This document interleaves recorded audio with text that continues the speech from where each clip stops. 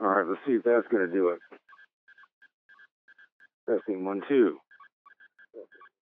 Yeah, there we go. I'm sorry about this, but we had some doubling going on, and it interrupted the link to one of our persistently linked reflectors here on the constellation of X reflectors, so I had to give it a bit of a pause before beginning again, and I'm going to do that now for those that were listening on the other reflectors besides XRF002.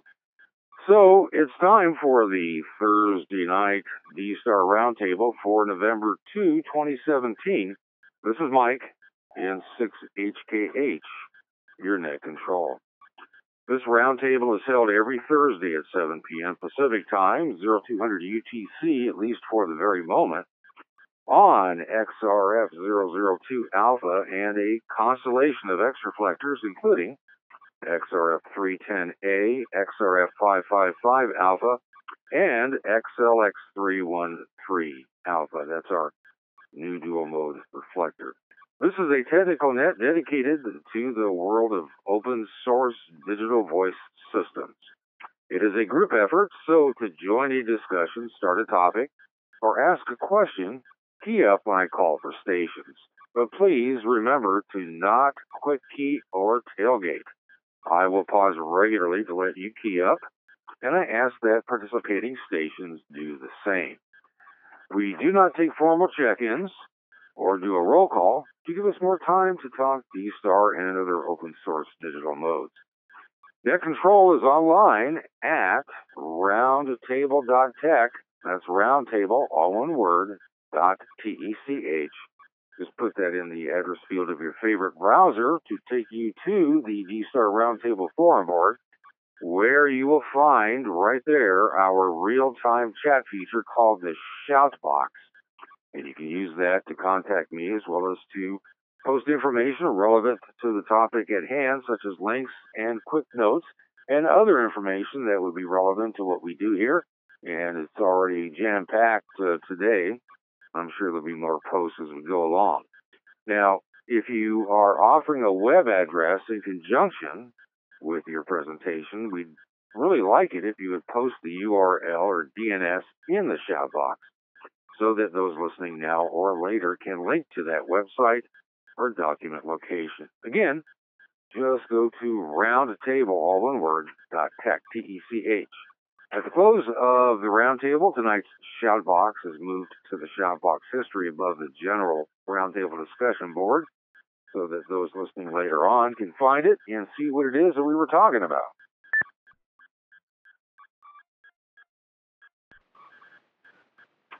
And podcast listeners get the shout box downloaded automatically.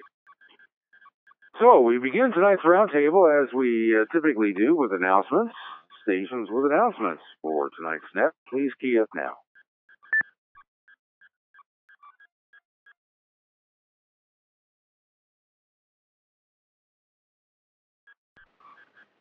Alrighty, nothing seen or heard.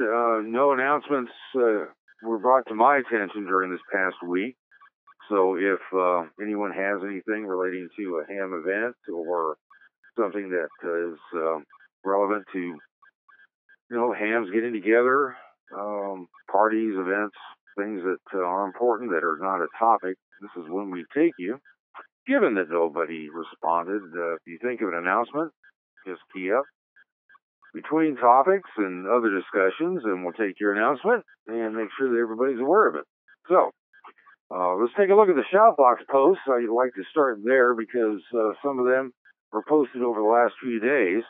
And first up, I guess, is an important reminder from K6JM where the time change goes. And, you can see Jim's discussion about the time differences. But most importantly is that we announced this net based upon Pacific time. So we're going to subtract 1 hour from the standard time difference, as Jim points out. We'll begin at 7 p.m. Pacific, regardless of what time zone we may be in, but the UTC will change. So for many of us, if not most of us, we'll be moving the clocks again this weekend. I think it's actually, Saturday night through Sunday morning. Sunday morning, actually. and we appreciate that reminder. Sometimes we forget about it, although I guess if you have the TV on and watch any of the news, that would, it'd be hard to avoid. Also, on the shop box is some information from KK6MYS, and we appreciate that information from Ming. Ming, by the way, is responsible for the podcast, recording it, getting it ready, and uploading it, and taking care of business and problems, if any, that may result. So we appreciate his work with that, as well as giving us some information on a new product from the DV4 guys, and this is DV4 Home, so there's the YouTube video that you'd like to take a look at when you have some time, you can. Also, we've got next down there from KE0LMX, a very interesting blog that is posted by Ray Novak from ICOM America. And you might recall last Thursday we had a discussion that was led concerning events at PacificCon, and one of the things that K6JM mentioned is that the healer from Ray Novak, that Ray would be posting a blog concerning the future of D-Star and some of his thoughts regarding developments within the digital realm. Just a minute. And sometimes I time out, I try not to. And if you guys haven't looked at this blog, you really ought to, because keeping in mind that it's written by Ray Novak, who is going to promote ICOM radios over anything else. But he decides to write about what he describes as a dangerous trend, quote unquote, that few understand, and that there are some fundamental freedoms that amateur radio operators are knowingly giving up. And he goes on to discuss in his blog his concerns primarily with DMR. And he describes some contacts and information that he got that indicates that, from his view, the purpose of DMR is to control its use, to exclude stations, and he calls, essentially, without naming DMR directly, but it's pretty clear what he's talking about, that DMR utilizes non-ham-friendly repeaters that use radio IDs rather than call signs, and goes in mainly to not say very favorable things about DMR and other commercial radio-based digital modes that have been adopted to amateur radio, citing that these are very controlling. Ray's point being in his last paragraph, and I don't want to read this out loud, but it's kind of an interesting, commentary, especially who it's coming from or considering the writer, that using commercial technologies in amateur radio, digital commercial technologies, that they are intended to control, limit, and segregate users into social cliques, quote unquote. And do we want to really put these commercial radio applications, digital modes, to use in the amateur community as being given that, in his view, they're not ham-friendly? For those of you that have taken a look at this blog, it'd be interesting to hear what your thoughts are concerning Ray Novak's comments.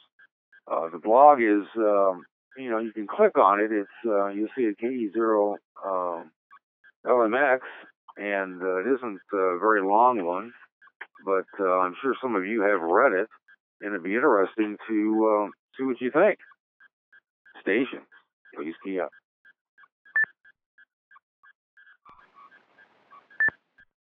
K6JM.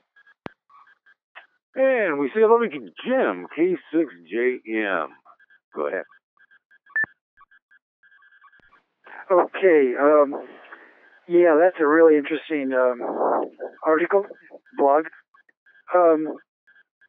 And I need to preface my remarks by saying that I'm a real ICOM fan. I think they did a lot of heavy lifting to get digital voice in the form of D-Star off the ground and popular. And I think Ray Novak is the key reason why that happened. I'm not downplaying what headquarters in Japan did, but I think the growth came because of Ray. So I happen to be a Ray Novak fan. I don't know him that well, but I've talked to him a number of times at Dayton and PacificCon. I kind of agree with him, but I think he was focusing on DMR in the form of DMR Mark. I'm a big non-fan of DMR Mark. I think it's very controlling, and I think his comments in his blog entry are accurate if you are viewing DMR through the DMR Mark. Let me break.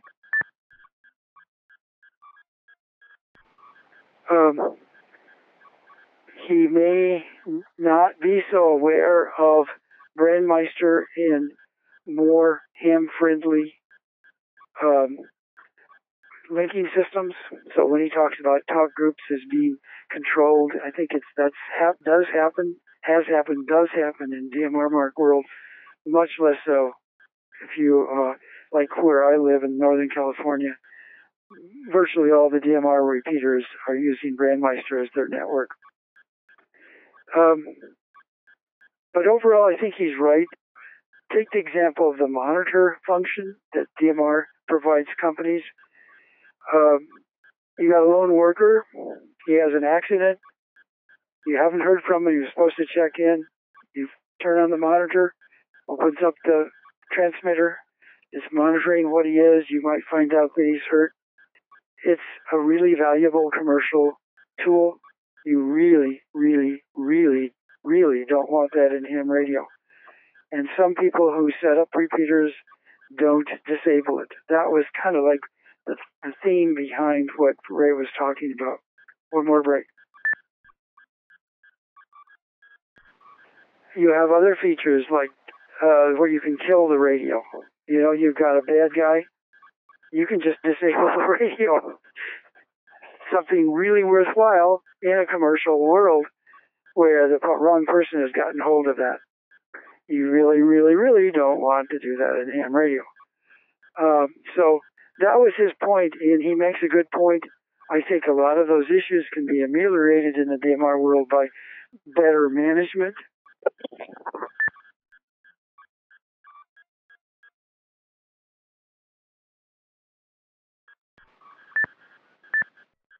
K6JM.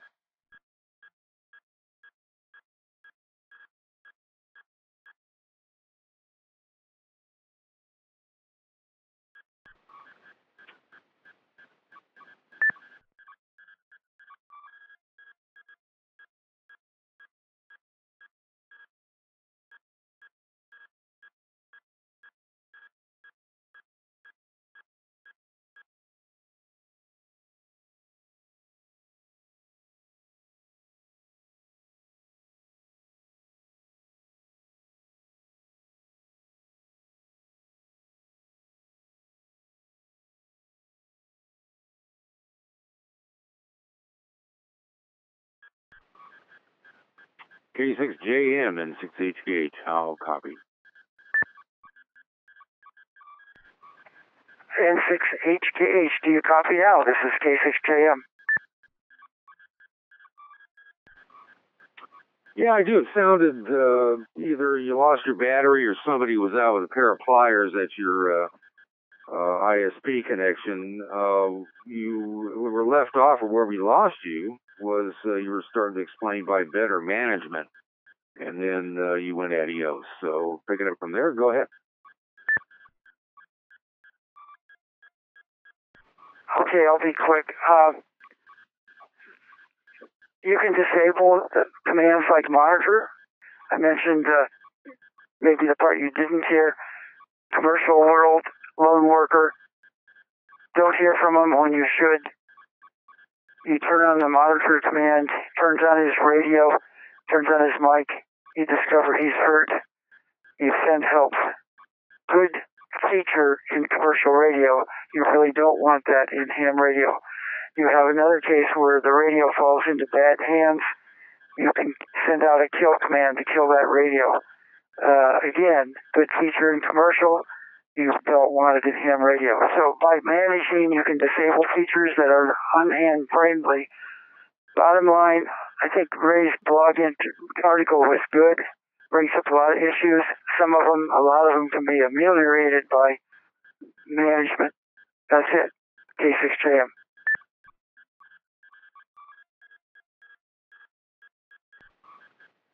All right, Jim, appreciate it.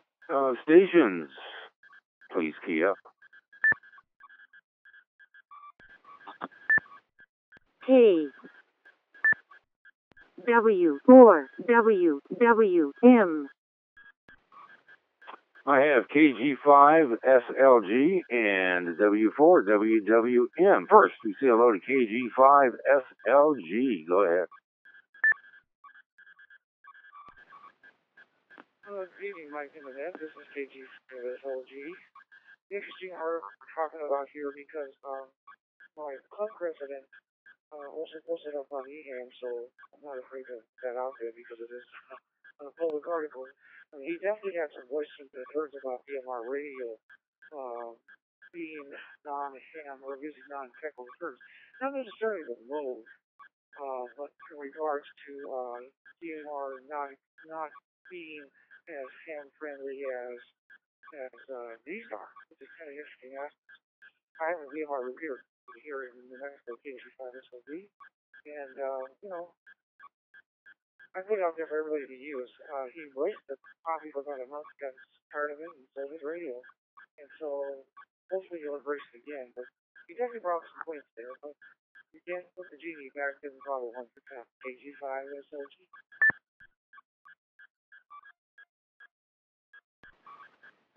Fair enough.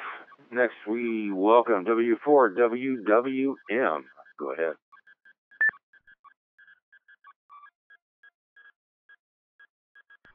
Well, good evening, Mike and the group here at the round table.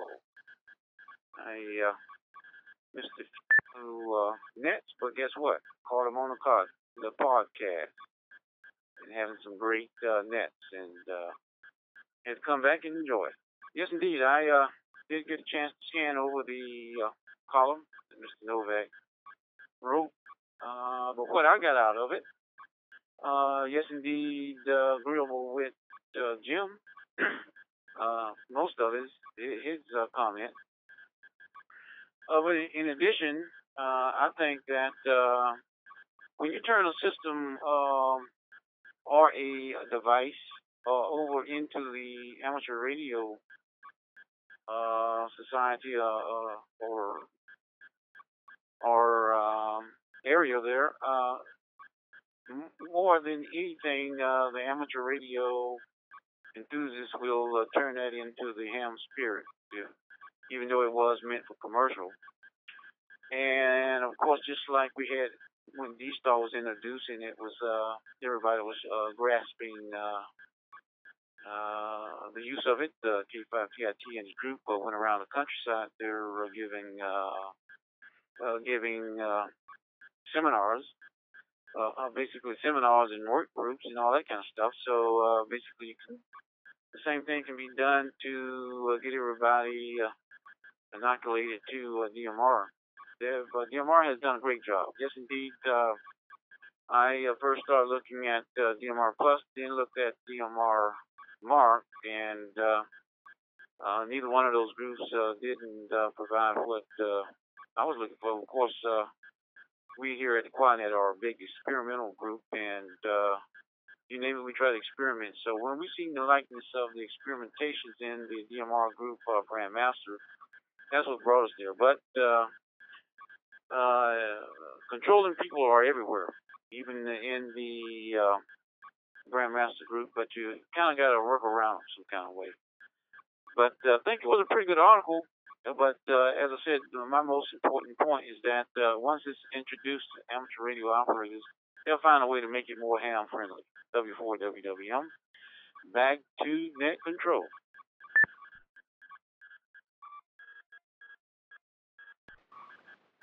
Well, that does indeed appear to be the case. I mean, it's I don't think Ray's advocating that Brandmeister and DMR, although he didn't mention Brandmeister, nor did he mention DMR Mark. In fact, he didn't even mention DMR. He just talked about it by describing it as a, quote, non-ham friendly repeater that uses radio IDs rather than call signs. But he also, in his article, notes that he talked to a digital repeater, a large system owner with almost 70 repeaters, and uses that as an example without naming names of the system.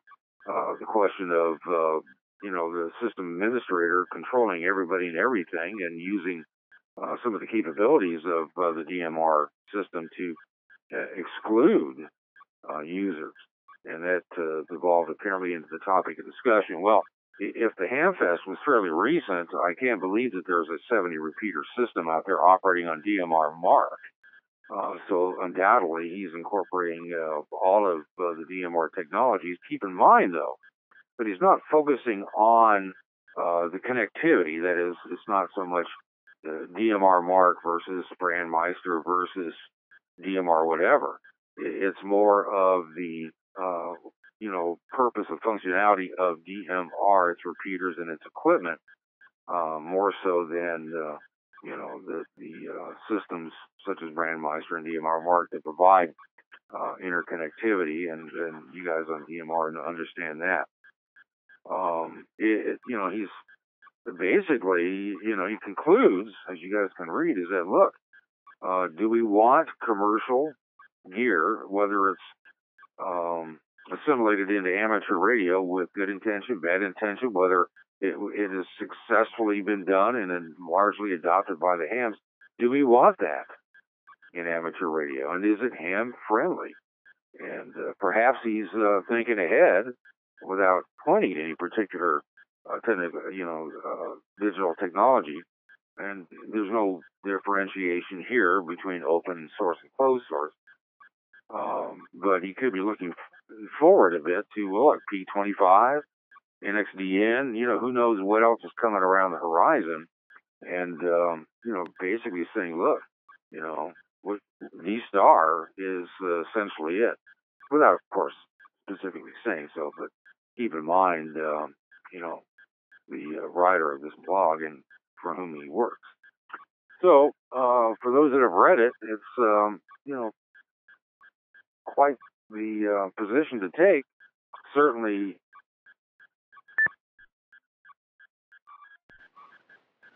is swimming upstream, but he makes some important points that, could very easily apply to, as I mentioned, not just DMR, but other commercial applications that seem to be heading our way. What do you think? Is he right? Is he wrong? Please key up.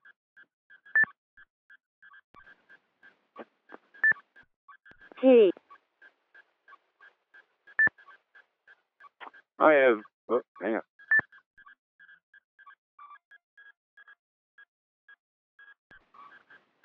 Well, there was a little bit of doubling. I've got KG5SLG and K6KD. Is there another station? If so, please key up again.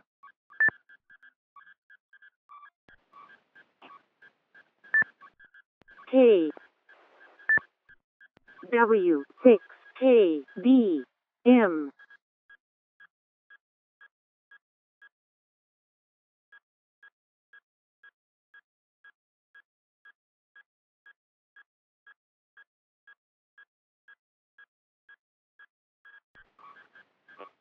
Good evening, Junet, and most of them overall.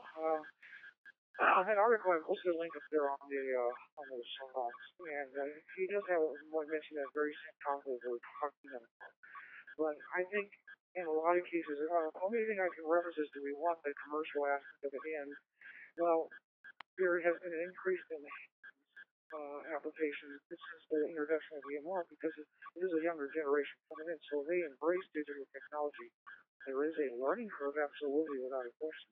And I'm a firm believer education is the best teacher. The more you learn, like any ham hobby, the more you learn about it, the more you're informed. Let me reset. there was one story I wanted to share. I spoke to a gentleman down in Louisiana. He was a 90-year-old guy who lived in ham radio all his life, and he had based that for quite a while because he had moved into a nursing care facility, and he was more nursing retirement where he wasn't allowed to have that. Our radio gave him the ability to reach out and touch hands again. He was absolutely loving it. So do I think that from the commercial aspect into it? Yes, I do agree they should allow it. I don't see the reason why they wouldn't. Should it make it more ham friendly? That's not for me to decide. That's for powers and readers to be. But I think if it's going to survive and do well within the ham community, I think it has to be embraced by everybody, regardless of which form it takes. Back connected to KZ5S.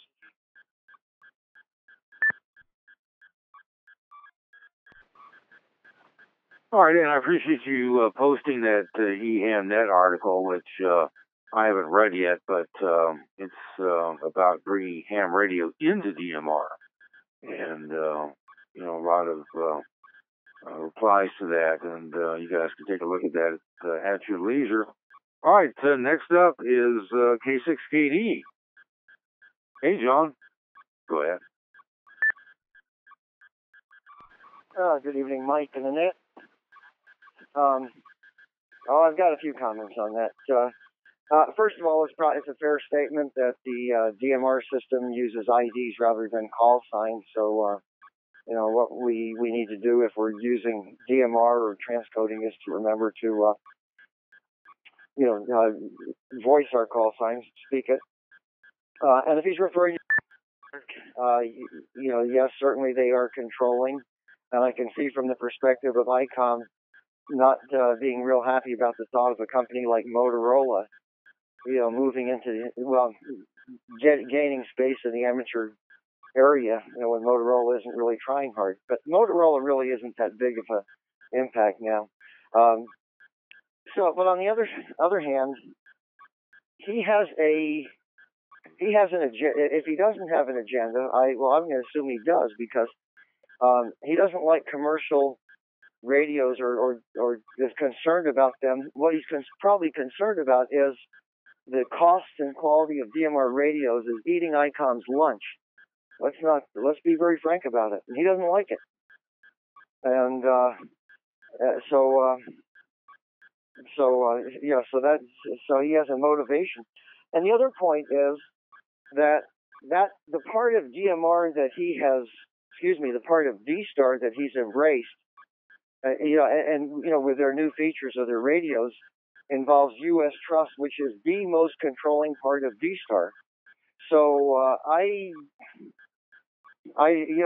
guess I'm not real impressed about what he wrote, and I'll just he doesn't like it, and he can keep his radios, with features tied to U.S. Trust and very expensive, and they don't sound as good as the $100 TYT radios.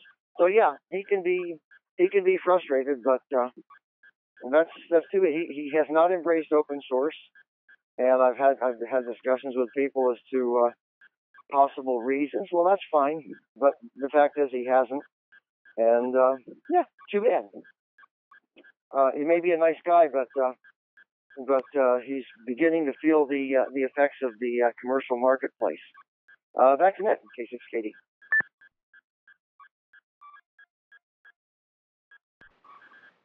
All right, appreciate that, John. Well, I mean, that's a point that I was expecting to hear, that in some respects, D-Star and the U.S. Trust, which is really a closed source version of D-Star, is just as controlling, if not more so, than some of the things that shock Ray in his blog. Albeit, D-Star is made for amateur radio, and that's a big differentiation, but that isn't his only point. And his failure to embrace open source D-Star is a real concern for many. John, we appreciate that. All right, next up is, let's see, it's Phil, KA1GMN. Thanks for joining us. Go ahead. VM. Yeah, thanks for Thanks for picking up my call sign there, Mike. I do appreciate it. Well, first thing I want to say is all the other operators' comments. I really appreciate them because they all brought up very, very good points. And especially the last operator about the U.S. Trust being very controlling. But, you know, I need to preface my experience with the digital voice modes because it is a little bit limiting, so maybe I don't have the big picture, but this is what I think about it. I've got a year with DMR, and along the way, you know, built a hotspot, and now I've built a multi-mode repeater that embraces, you know, DMR, D-Star, and Fusion. And my experience with Fusion and D-Star is approximately 2 months. And this is what I've noticed is, in terms of, well, talking about the non-hand friendliness of DMR, yes, it's not hand friendly. However, like another operator mentioned, hams and the typical ham spirit will see that as a challenge and overcome that non-hand friendliness. And more importantly, they will help each other out, you know, configuring up the DMR code plugs and helping others get through the and sometimes frustration of configuring up these DMR radios. And so I think that's where hams really shine at, is they're willing to take on a technical challenge, and they will team up and help each other out to overcome challenges like that. I don't really agree too much with the author's comments for the simple reason is who he works for, and yeah, I think he has an agenda. Now, I respect what he says, and I'm glad that he writes articles like this because I think it gets people thinking. But I don't see DMR as the evil empire. Yeah, DMR Mark is very strict. But the other side of that is they have a very stable, predictable network.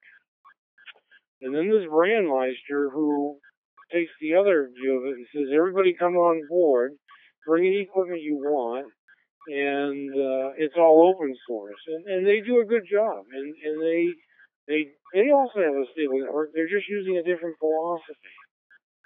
So I think it's whatever your expectations are. Are you wanting to use a system that is very rigid, and you know you can always expect it to offer certain, you know, the same talk groups no matter where you go, and has tight controls? You may be, you know, that may be what you're expecting, and that's okay.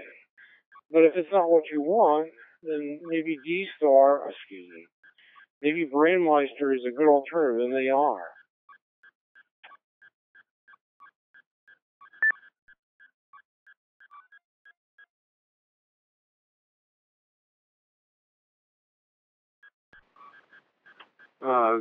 PA1GMN, were you done? You said, and they are, and then you either unqueued or dropped. I just wanted to make sure that you were done. Go ahead.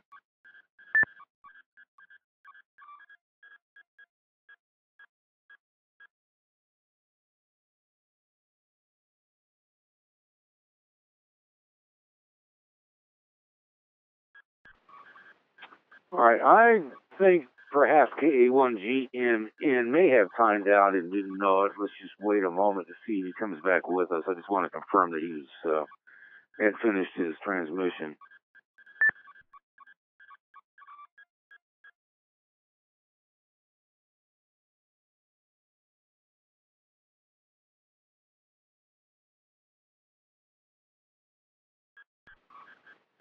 Alrighty, what we'll do is we'll continue on with the list. I'm adding ZL1HM to that list.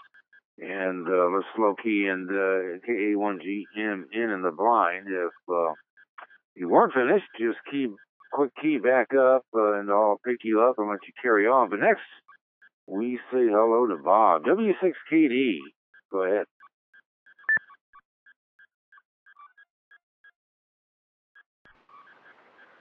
Well, you know, my 27 years in the military, they always taught us to put the bottom line up front. And reading this article, the bottom line for me is this is a lot of poppycock. Sorry, but the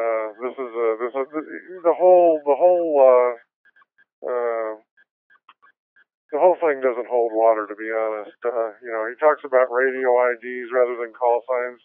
So what? Analog FM doesn't have any kind of ID at all, and it's the most popular mode still by far over the digital stuff. And if he thinks that's an issue, he must not have ever tried using DMR with pretty much all of the I don't know, I can't speak for DMR Mark, but the integration with databases that look up call sign, do the pairing of call signs and caller ID and radio IDs, DMR IDs has made that really a non-issue. Something just beeped here. I don't know what it was. Anyway, second is when he talks about the features on the radio being somehow unham friendly. Well, you turn them off. If a radio's got more features than you can use, if it's got commercial stuff that isn't applicable to ham radio, you turn it off. You don't use it. There are features on ICOM's radios, i.e., some of the squelching modes that are used pretty much in Japan only, that come on all of our radios, and we don't use them. It's not that big a deal. It's sort of analogous to me to the webcam that I have on my computer. It can be used by somebody to look and see what I'm doing in the shack. They can read documents on the desk, so it's up to me to cover that thing when I'm not using it. And to lament that its presence is somehow a problem because I don't take control of the technology I'm employing is kind of hooey in my mind. So let me change hands and reset here. And then the whole idea about segregating users into cliques, that's a social construct. That has nothing to do with the technology. You can do the same thing in D-Star. You can do the same thing by having the cool kids, as he said, go to a particular reflector or on a particular module of a repeater. I mean, you could do the same thing in D-Star that he's saying is some sort of intrinsic capability or intrinsic characteristic of other digital systems. And if in fact it is, and I don't know that I agree even that it is, that's a social construct. It's how people are using the system, not how the system is structured technologically. And then last is the biggest question about is a technology ham friendly? You have to compare the price tag. Is a $500 ICOM radio ham friendly in comparison to an $89 DMR radio that sounds just as good? And I agree with John, K6KD. This is ICOM getting their clocks cleaned. They're not competing, and it's obvious. And this is just sort of a thinly veiled attempt to try to fly the ham flag. D-Star was designed by hams for hams. It works pretty well, but until somebody gets with the program and figures out that you're just not going to be able to survive at 3 or 4 or 5 times 5x multiples in pricing, it's probably we're probably going to wake up a few years down the road and there won't be much in the way of D-Star because money talks. That's the world. Anyway, back to the net, W6KD.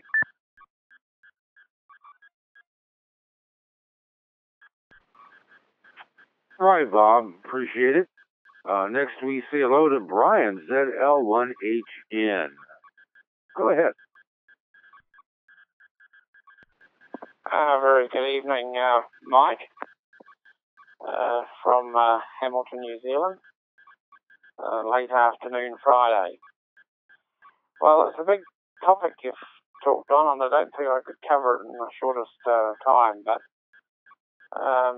I'll address one issue which I think needs to be covered, in particular the difference in price between radios. I have one of each model, the DMR, the Fusion, and Yaesu handhelds. The DMR handheld on FM gets absolutely obliterated by other commercial repeaters, which was about a quarter of a mile away from my home QTH. The ICOM handheld on the same frequency does not. And so far, the new FT2D that I have does not suffer from that problem. So you're only getting what you pay for. And as I've pointed out to others in the past, the DMR radio is a monoband radio.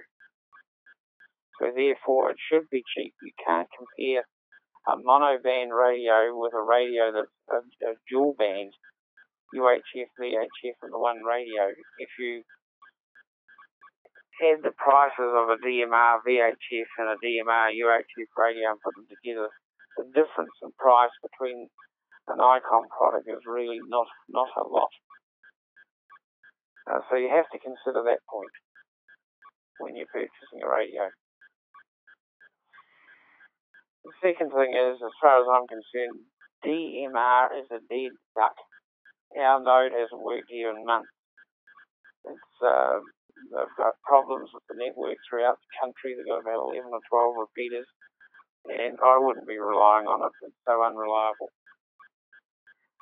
Where D-Star does have the reliability in our country, and I noticed by the amount of traffic that was operating in your country with the recent hurricanes that your networks held up nicely. So I think that's part of the points that you've got to consider. The other point I'd like to make is that ICOM have supported the amateur community by the number of giftings of D-Star repeaters. The support and the trust gateways.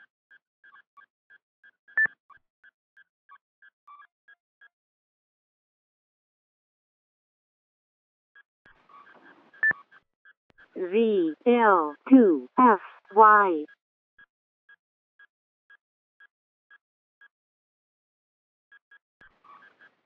All right, let's stand by. Brian timed out, and let's give him a chance to realize that and come back and join us. Please stand by.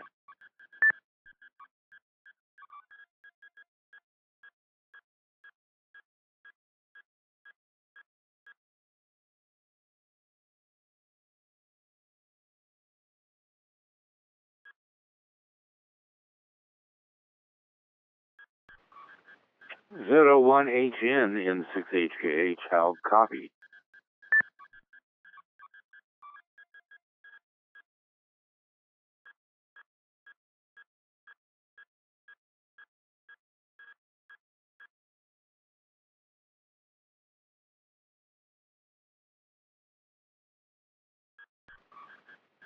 Alrighty, well, we have a few stations kind of, we'll hold them in reserve because they timed out, and that's unfortunate.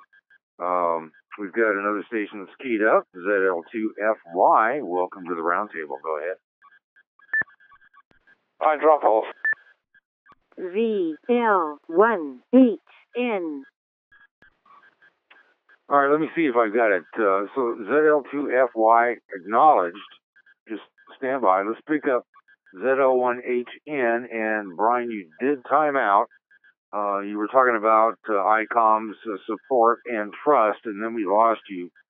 So Z01HN, go ahead.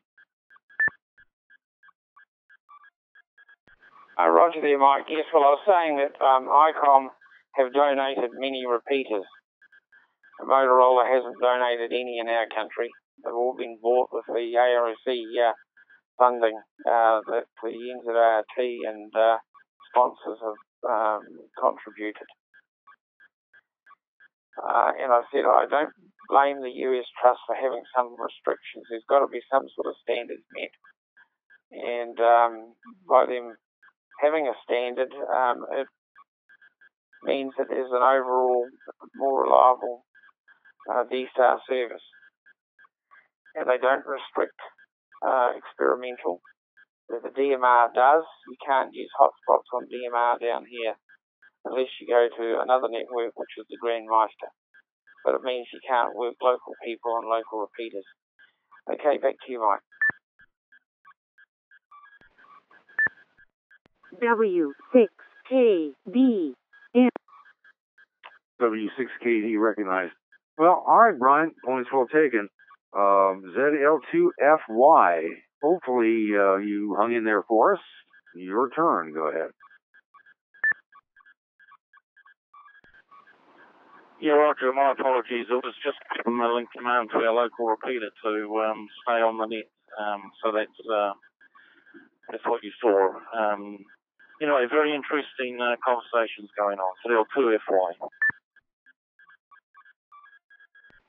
Series K7EXJ. All right, Richard, thanks for letting us know. And everybody should understand the rules if you inadvertently key up, and that happens to all of us because I spot just about every key up, even key ups that aren't supposed to be key ups. Just let me know, and I'll take you off the list as ZL2FY did, and we appreciate that. K7EXJ is recognized. Let me just check real quick on another timed out station before we proceed. KA1GMN, are you back with us? Go ahead.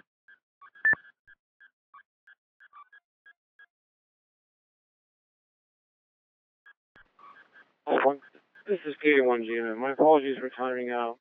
I just wanted to say that I don't know how much you guys missed, but as far as the things being non-hand friendly on DMR, I think it's like the old gentleman commented that the hand spirit will take care of that, and I've witnessed that. And many of you that are on DMR have seen that, where simply we'll press on, we'll overcome, and at the same time we help our fellow operators to overcome the challenges with software, reprogramming software and code plugs that use completely different terminology. I don't really agree with what the author wrote. I think he has an agenda. I respect what he says, but I think he's wrong in a couple of points. DMR is not controlling. As another gentleman said, the cliques that are being formed is, and I'll quote him, is a social construct. So that's really all I wanted to say. I do like all the modes. I don't have a favorite. I like it that way because each one of them is different, and it's something new to learn about each one. Back to net from KA1GMN. K6JM. All right, Phil, I'm glad we were able to pick you up, and we appreciate your comments. K6JM is recognized. Next up is W6KD. Bob, go ahead.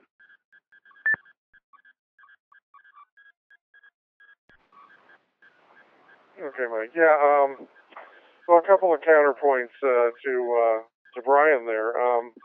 First of all, is all DMR radios are not single band. The new Tytera MD 2017 is a $160 dual band radio, and it operates on both the ham 2 meter and 70 centimeter bands.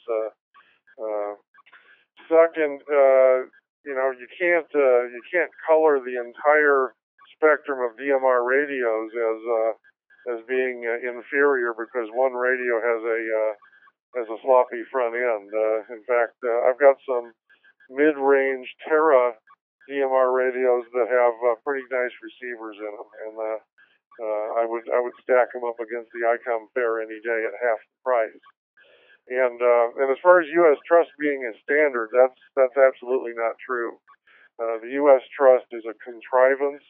It doesn't. It really serves no purpose except as a speed bump for new operators because new operators got to get themselves registered to use the REF system. But the reality is that there really is there's no security, there's no validation of call sign at all in there. Anybody can program the radio, with a call sign that works.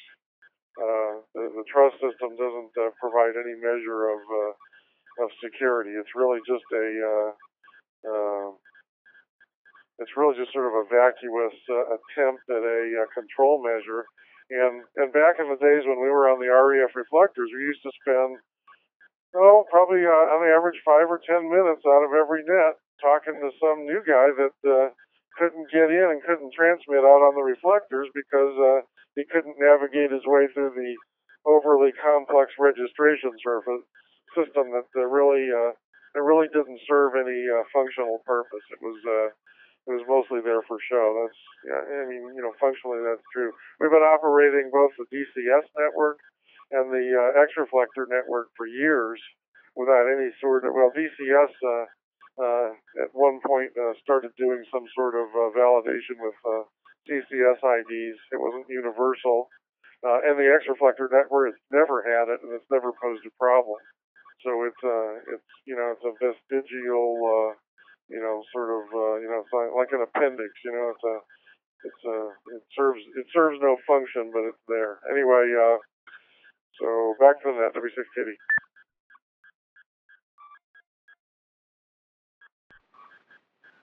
Got it, Bob. Appreciate it. Next, we say hello to Craig, K7EXJ. Go ahead.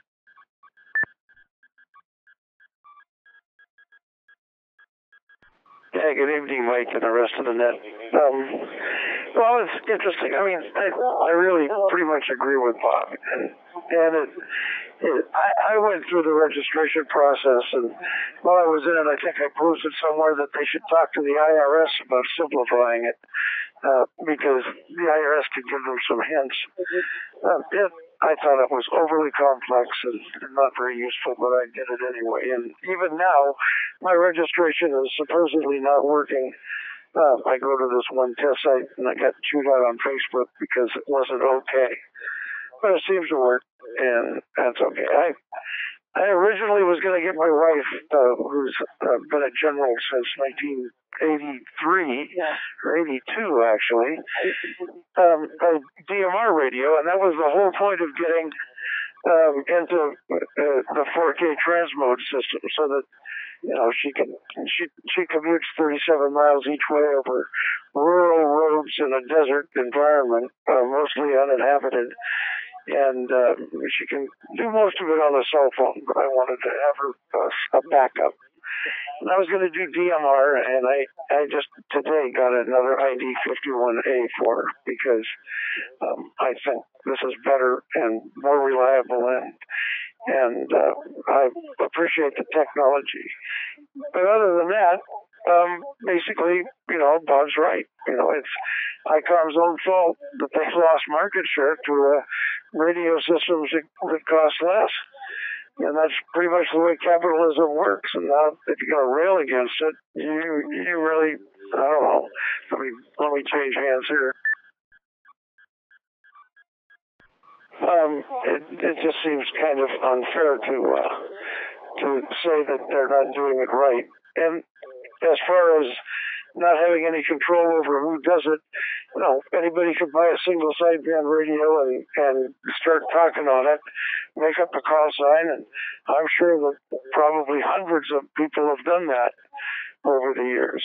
So, it's just, I don't know, kind of sour grapes. But if they lower the prices of their gear, even though I have to say that I really like the ID51s, I think they're a solid anti-talkie, and they've got their disadvantages from a configuration learning curve side. But other than that, these things really work, and they're just outstanding. They fit the hand right. They seem to get along right, and so I'm not looking forward to teaching the XYL how to use it, but I guess I'll have to. Anyway, that's it. Back to that, and have a good evening, y'all.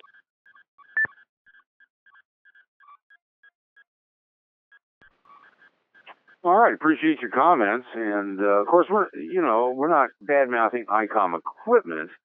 Good gravy, we all use and to an extent love ICOM equipment, but ICOM is ignoring where more and more D-Star users are ending up, and that is, well, here in the XRF, XLX arena, and that's where all the momentum is. All the advancements are here. They're not in D+.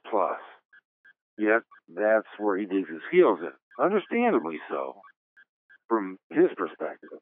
But it's an issue I have with his article. Of course, I have lots of issues, but we want to hear what issues you have. Next up, K6JM. Go ahead.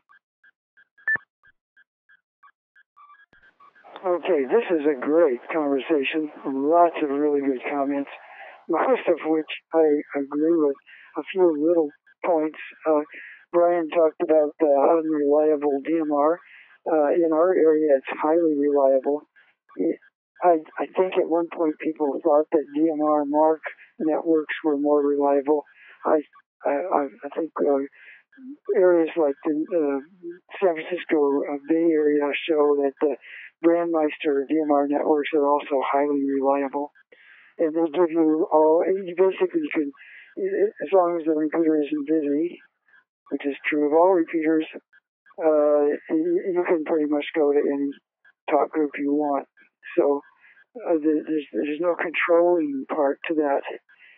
I know that if you're a system operator, there are some issues with Brandmeister, but I don't want to go into that now.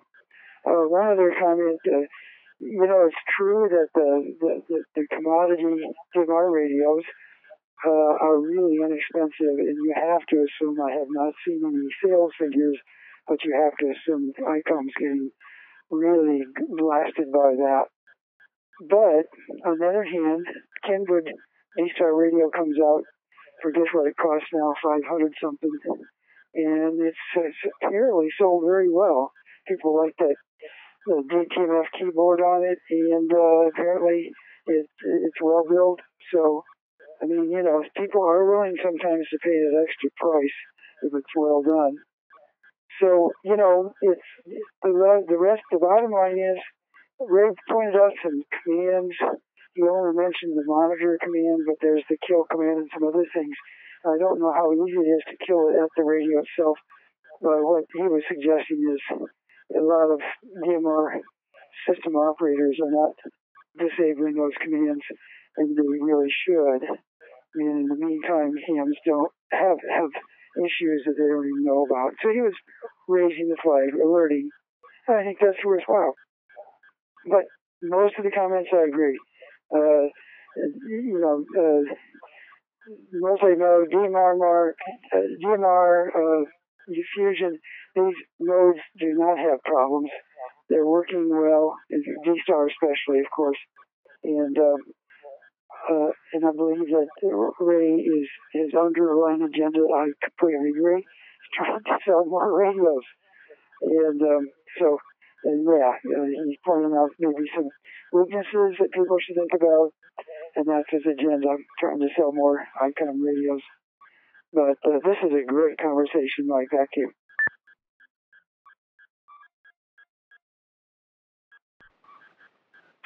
All right, Jim, thanks. I'm glad you enjoy it. Of course, Ray in his blog does not suggest that DMR, again, he doesn't mention it directly, but he isn't saying that it doesn't work.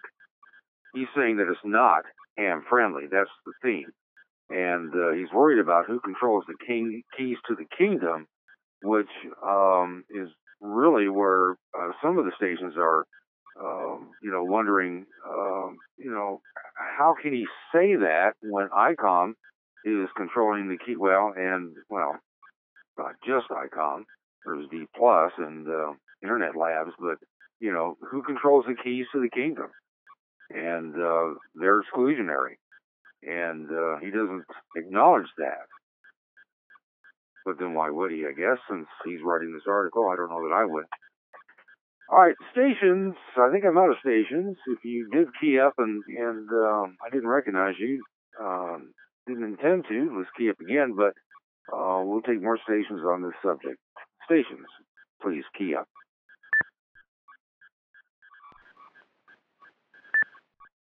K6KD. K6KD, go ahead. Hey, Mike, well, we've been talking about different DMR systems, DMR Mark and DMR Plus and Grandmeister. We haven't mentioned, though, our good old XLX DMR, added, with the 4K transcoding. That is not a controlling system. There's no one master that determines all the XLXs that might run DMR.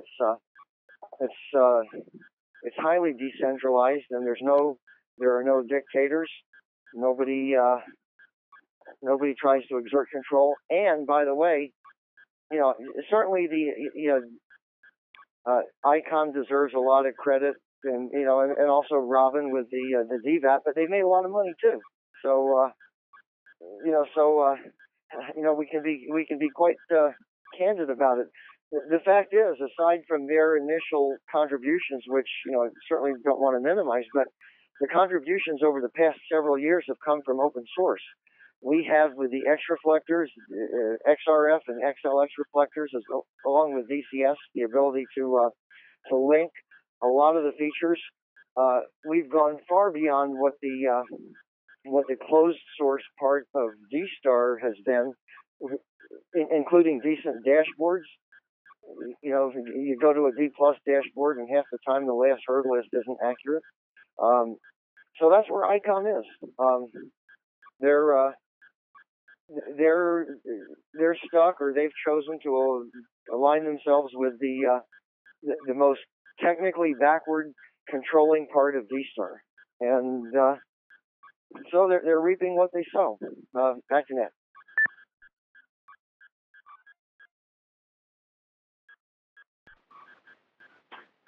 Some have argued here during this net that ICOM is not responsive to the amateur community, especially in light of the features that have been added to, especially the terminal mode and access modes that are essentially basically useless outside of Japan and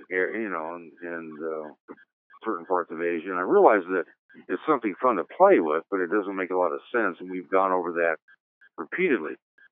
So what is it that ICOM could do to remain competitive? I mean, other than just making cheaper radios, I don't know that that's really something that by itself would make a difference, although I guess it could. But, where should ICOM make its next move in order to itself become more ham-friendly? I mean, there is the question to be asked, while we certainly think ICOM and Ray generally are pro-amateur radio, but is ICOM itself moving in a direction that is not very ham-friendly? They've, through their radios and the features in those radios and through D+, isolated themselves and actually as depriving hams through that equipment, if you take their view of where you should be, from all the greatness that, for example, K6KD mentioned of the XRF, XLX, XLX DMR, DCS, and is that something that is that the big hurt? Or is there something else ICOM needs to do to,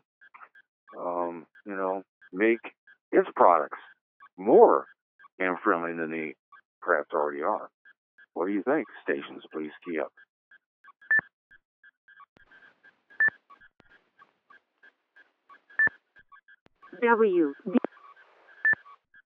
W6KBM. I have W4WWM, WD6FOX, and W6KD. First, we say hello again to, W4WWM. Go ahead.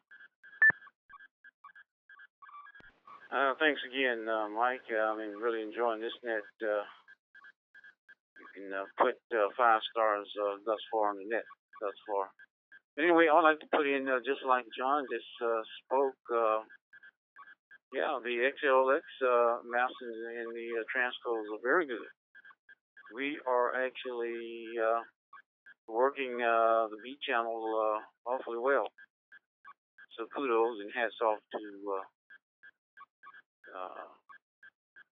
the Kings of Digital and John and Bob and the rest of the crew, or the rest of the gang, as well as Don.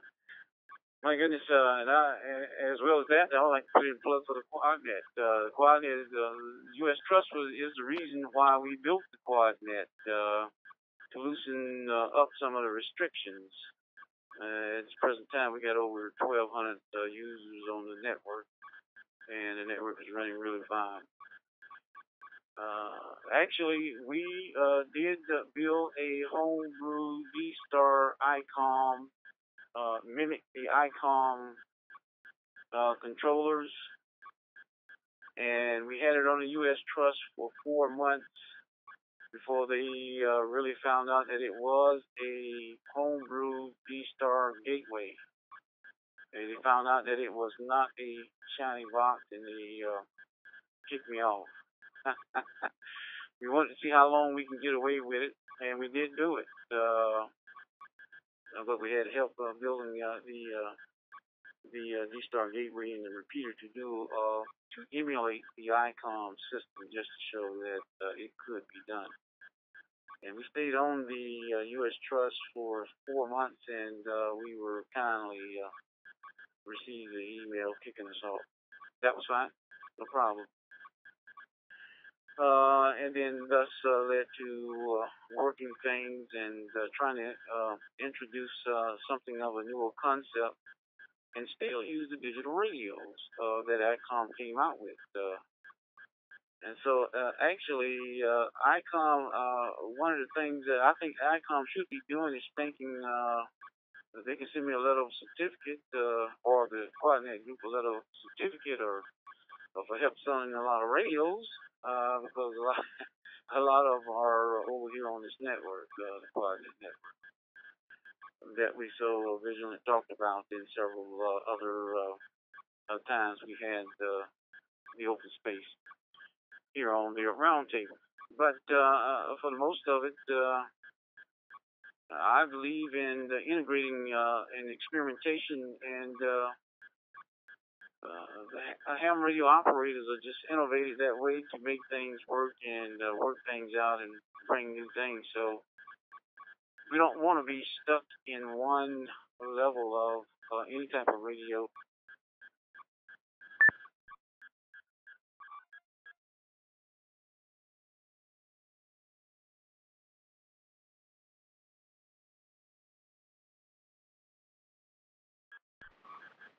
All right, well, timed out. Let's let him give him a few moments to figure that out, and then key back up. Everyone, stand by, please.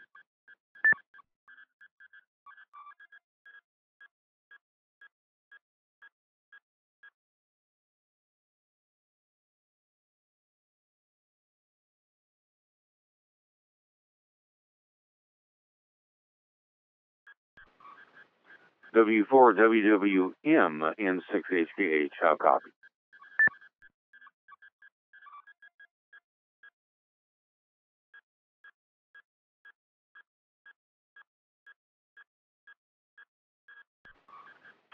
Well, Will is still talking. We'll pick him up again when after we get through the next station. We have WD6FOX. Sean, thanks for keying up. Go ahead.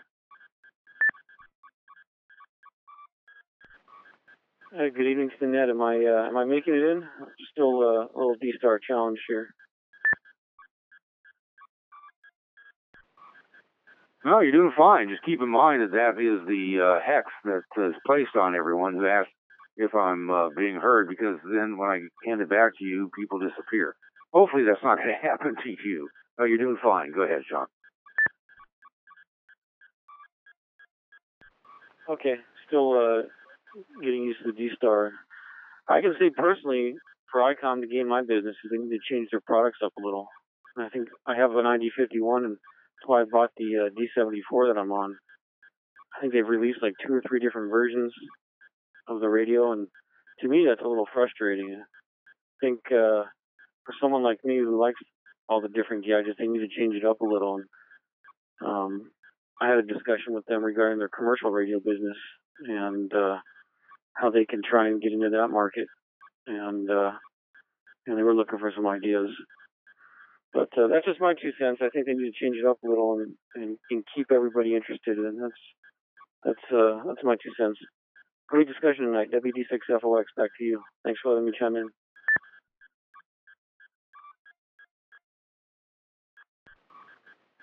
Thanks for being with us. W4WWM, are you back with us? I sure am. After a while, we're going to have to get a certificate for a timeout. I've earned mine. Okay. But pretty much not much at all. We've just, as the gentleman just said, we definitely would like to change things, have D-Star change things, and talk more to the radio operators about additional things that you can add to it. They want to keep the D-Star market going. Matter of fact, I believe the Germans is getting ready, I think by November 28th, to send up a satellite for D-Star. And you may see a rise in flying in radios on UHF frequency. D-Star is planning, the Germans are planning to have a satellite for contact on UHF frequency. Anyway, with that, we turn it back over to you, Mike, W4WW. Well, don't hold your breath for that certificate unless you wanted a certificate of officially being booted off of D+. Just out of curiosity, Will, how long ago was that they kicked you off the out of the D+ network, W4WWM? Go ahead.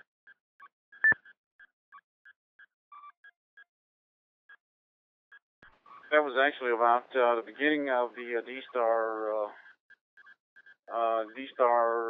world there. So that was almost, maybe, I don't know, 7 years. Whenever they started, 7, 5, 10, I don't know, something like it. It was very early in the D-Star world. We was experimenting, and we wanted to see how the gateways and the repeaters worked. And so we got down, and we had some help in emulating their signals, and was able to help with some testing and participated in building a emulated ICOM stack, UHF stack, W4WW.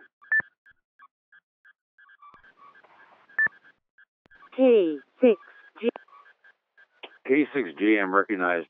Well, Will, I bet you consider that as a badge of honor. All right, thanks for being with us. W6KD, thanks for your patience. Go ahead.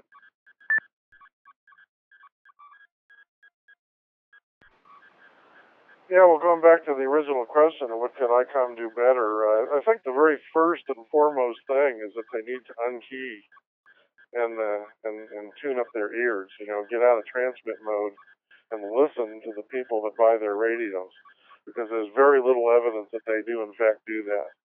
I mean, it may be the fact, maybe that Ray Novak and the guy that replaced him and the ICOM America guys, they might listen, but somewhere between our mouths and the engineers' ears in Japan, the message is being lost. And it's pretty obvious, when things like tethered, access point mode, for example, I don't think that's the message they would be getting if they were listening to us, In this day and age, Bluetooth and Wi-Fi, the RF chips are ubiquitous. I mean, they're on Raspberry Pis, for God's sake. They're everywhere. And why doesn't an ICOM radio have the ability to link up with a Bluetooth headset directly? Or maybe some of them do now. I guess the 5100s do. But why can't they connect to the internet and work in a hotspot mode as opposed to having to run a cable over from the bottom of the hotspot? Why don't their radios have colored displays? Why isn't there a true dual mode D-Star radio that has dual vocoders so that you actually can do a true dual watch in digital mode? There's lots of suggestions that, we've heard on this net and elsewhere and the message never gets to a place where it's acted on. Instead, we get dumb ideas like terminal access mode, and I think it all boils down to they need to unkey and listen, and they don't. And it's very strange because that's not typical of Japanese culture when it comes to manufacturing and retailing. The Japanese companies tend to be better than the average at the quality control piece, and that includes the feedback loop from customers telling them what they want. But for whatever reason, and ICOM's not alone, Kenwood's not particularly great at it, and Yaesu's arguably even worse than the other two. But they need to get the wax out of their ears because and again, they don't appear to be. They appear to be completely oblivious to how people use their radios with hotspots and with open source infrastructure that isn't an ICOM repeater. Anyway, back to that. W6KD.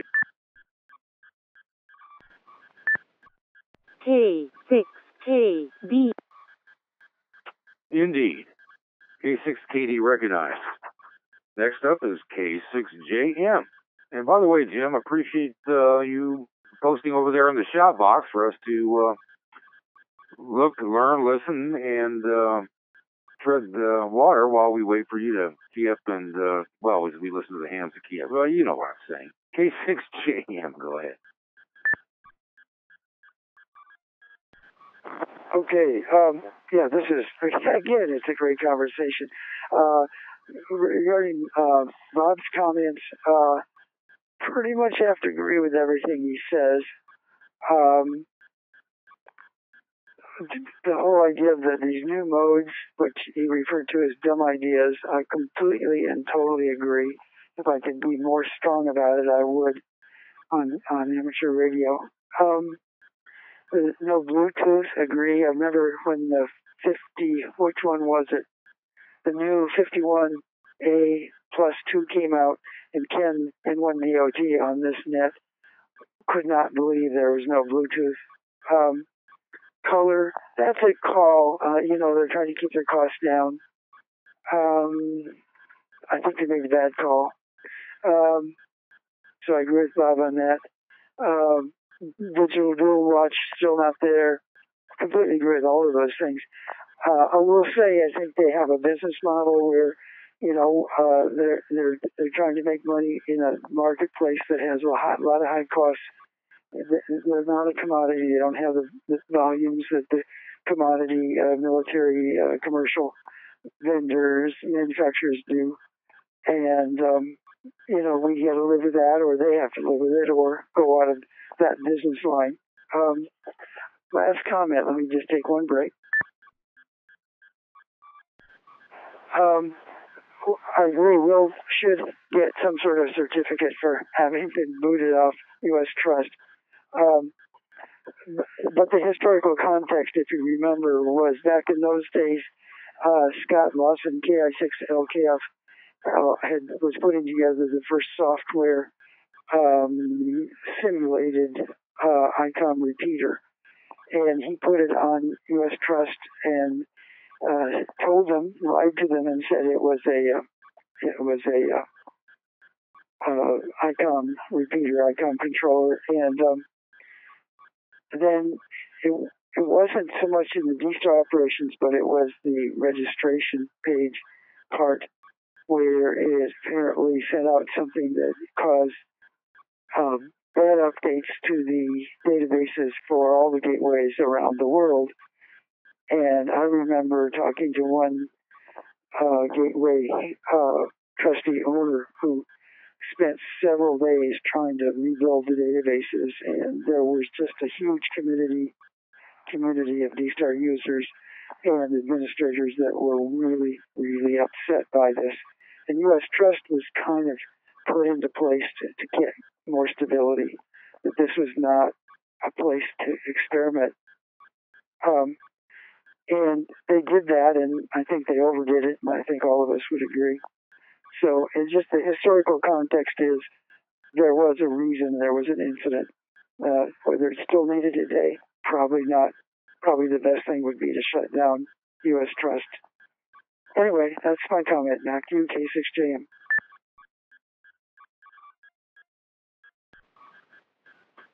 Well, indeed, we've talked about that before, that U.S. Trust seems to have, outlasted its usefulness, and what you suggest is something that I wish ICOM would revisit. The reasons they claim for U.S. Trust continuance and the closed nature of D+, just don't make sense, even those that we've seen directly from Ray, but that's on a different topic.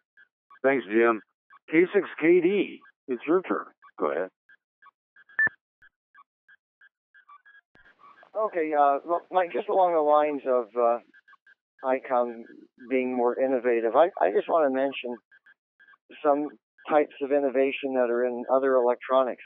And I'm not suggesting in any way that these specific innovations, have any place in ham radio, but they illustrate the kind of innovation that we don't see from ICOM, and in particular, the new Apple Watch Series 3 has LTE, links to the internet. You can make phone calls over it, with Bluetooth headset. You can stream music. You can store music. You can stream music. It has a very high definition OLED color touch sensitive display.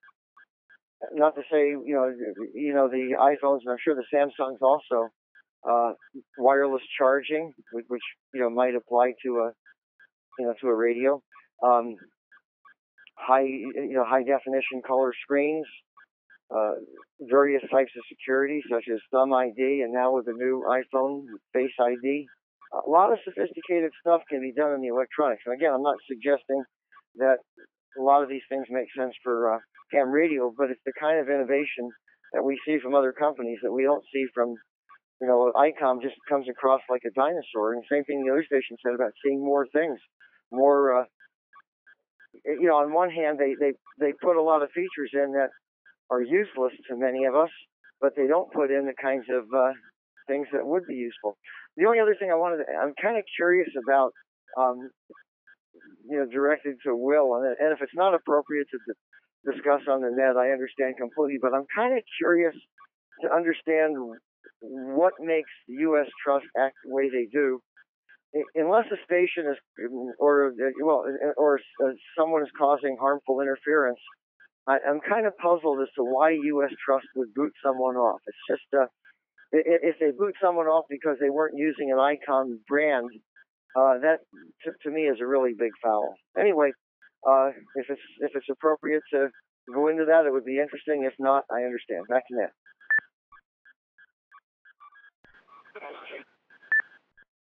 K7EX. Well, we might be able to get into it. There are some other topics and things that I want to get into. Not that we need to end this abruptly, but I got you, John. Just hang on to that for a moment. And K7EXJ. Go ahead.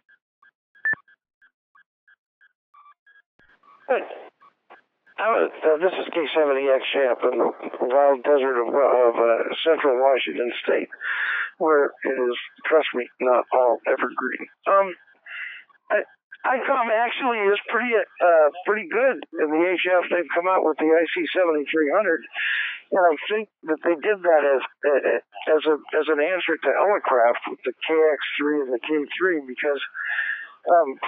Frankly, and the Flex, and they just were falling behind in the HF modes, and they did really a wonderful job, and nobody thought they could do it. I don't think.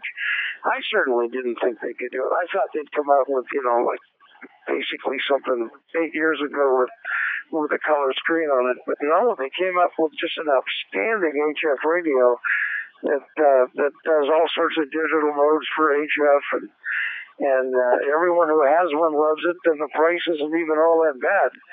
So they do have that capability of detecting what people want, or at least detecting what people are buying, because people were buying Elecraft. I've got 4 Elecraft radios, and of course I'm an old CW hand from I've been a ham for 60 years. This is my original call sign, except my original one had an N in it.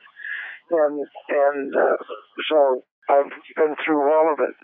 And in fact, I should still have a couple of ICOM radios. The best handy talkie I ever had was an IC2AT, and my wife and I both had one, and we talked on that a lot through repeaters. So they've got the capabilities of it. It's just that for some reason in D-Star they seem to be behind the curve. And especially when it comes to the open source part. And I can understand that too, because it's really hard for a corporation to look at open source and see that there's a way to make money with it, because they're proprietary, and it's all about proprietary. Open source is not, and that sets them onto the wrong track, I think. And right now, it's obvious that a lot of companies are making money with open source, and maybe ICOM will square it away. I just wanted to add that in, and I didn't want to extend this interminably. This is K70XJ. Back to you, Mike. All right, I'm glad you did. And, look, topics can run as long as there's interest. We just don't beat them into the ground. So, let's see if there's anybody else who wishes to weigh in. Stations, please key up.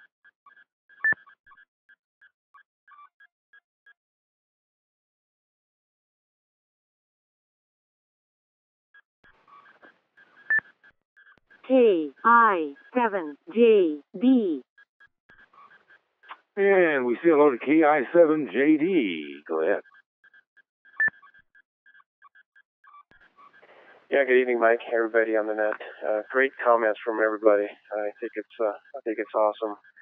I think John and Bob kind of hit the nail on the head, as well as some of the other folks up there, as well as Ken a while back on one of the roundtable nets, talking about why they didn't add Bluetooth to some of the new ICOM radios and such.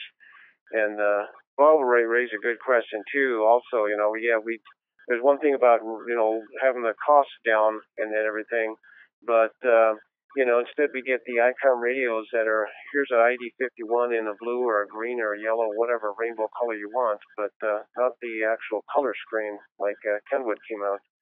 I know, for example, our local fire department here, which I'm a volunteer of, we had ICOM commercial radios, and we got rid of them because they were just junk. And the chief went in there. We bought these cheap $30 Bofeng radios, and they work great to talk to the dispatch in town and such. But I know a lot of people that I've conversed on. I usually listen on Reflector 29 Alpha, and most of the people I talk to have all gone to DMR. So what does that tell you about some of the people that are turning their eye to D-Star and moving into the DMR world? KI7JD, that's the next.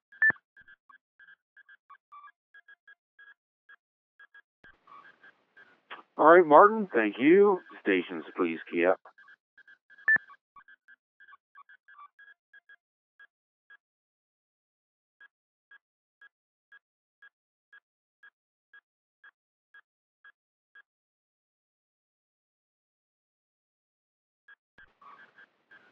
Alrighty, nothing seen or heard, and what I agree. This has been a pretty interesting topic, and we appreciate all the viewpoints. And I'm sure we're going to hopefully pick up stations that listen on the podcast. I'm sorry to report, Broadcastify, the feed was up briefly, and it no longer is up at this point, and we're unable to resolve it as it stands. So hopefully it'll come alive. Now, for those of you listening on the podcast, I give an opportunity to stations that listen to the podcast or a recorded version of the roundtable to, respond and discuss their thinking on the subsequent Thursday during a session segment that we have not yet gotten to talk about what you heard last Thursday. If you'd like to weigh in on this, especially if you have a new, differing, or an opinion you'd like to express, we'd really appreciate it if you could try to find your way back here on Thursday, especially next Thursday, and tell us what you think, because we can certainly continue a discussion like this. Alrighty, I think it's time to move on. There are some other posts on the Roundtable Forum Board, and in particular, there's a post that is in the current discussions folder, and it was referenced by, I think, W4WWM. Well, I'm not certain. I don't want to credit him with something he didn't do. On the other hand, I hate to not credit someone who said something that should be credited. But the N1PED, Paul, who's a new station, or at least a new user to the forum board, posted 2 documents concerning the what seems to be fairly exciting D-Star on satellite. And if you have a chance, you can click on that link if it's in the shout box. No, I'm sorry. That link is actually in the current discussions folder. And if you just to find that, just scroll back up to the top of the Roundtable Forum Board, and you'll see current discussions. And if you click in that, the first folder up under subjects is the successful final test of the D-Star One Small Satellite. And for those of you who have done that and downloaded that document, by the way, you have to join the Roundtable Forum Board to download any PDFs or to execute links that are outside of the shop box, which, you shouldn't feel afraid to do so because nothing bad happens. But I was amazed to learn about this commercial satellite that's built by German Orbital Systems and iSky Technology out of Eastern Europe. Just a minute.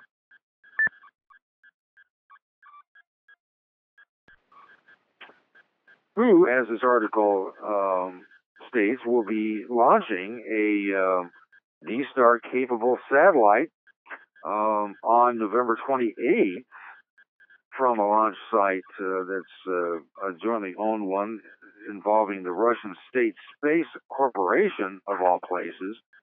And as the first private communication CubeSat, for those that are into satellite operation, this D-Star 1 will host 4 communication modules with D-Star capability, 2 of which will be fully dedicated to the amateur radio community. And if you click on the second link, it takes you to the D-Star 1 site and provides the repeater and beacon frequencies in the UHF.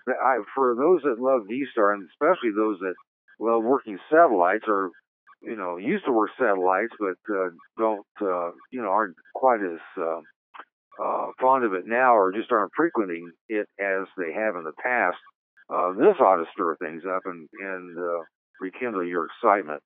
So I'm going to call for stations who know a whole lot more about this than I, because I've just read these 2 articles. We'll take comments from either the posting station, if Paul's with us, or anyone else who has knowledge about this satellite, and tell us just how exciting this is. Stations, please key up.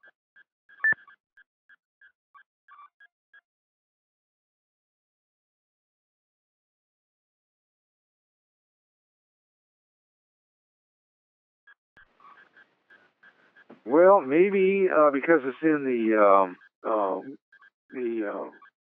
current folder that not as many people took a look at it. Maybe you need to give folks more time to download and read the article. Maybe nobody here likes to operate satellites, but it is worth taking a look at, because it's going to be a true D-Star satellite that can be worked by amateurs on 2 of the channels, and so perhaps we can take a look at this at another time. Let me just check to see if N1PED is with us. If so, please key up.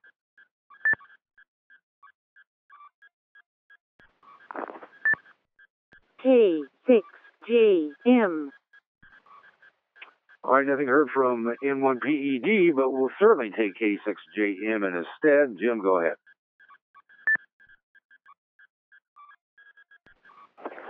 Yeah, Mike, I gotta say, I tried the LEOs, what I refer to as the easy sets, the ones that were FM analog amateur radio satellites, low Earth orbit, but you had to track across the sky, and have a computer program tell you when they would be coming over the horizon. And that was a lot of fun. I got a little handheld virtual antenna that I track across the sky. The biggest problem being, Doppler and adjusting your radio. I don't know how I do that. That is, change the frequency as it comes across. And so I'll have to look into that to see how I would do that on a D-Star radio. But I have to say, it's kindled my interest in maybe trying it again. I've never done the complex satellites that people do. But this is a very interesting article. I encourage people to take a look at it in the current discussions. This is K6JM.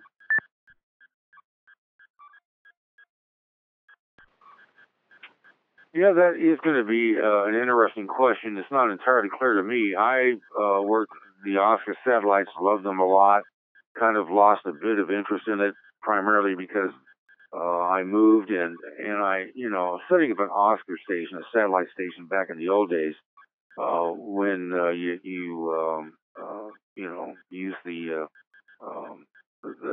satellite radios. And of course, I think the latest one is the 9100, but it was quite a deal. And you use the satellite tracking program, as you mentioned.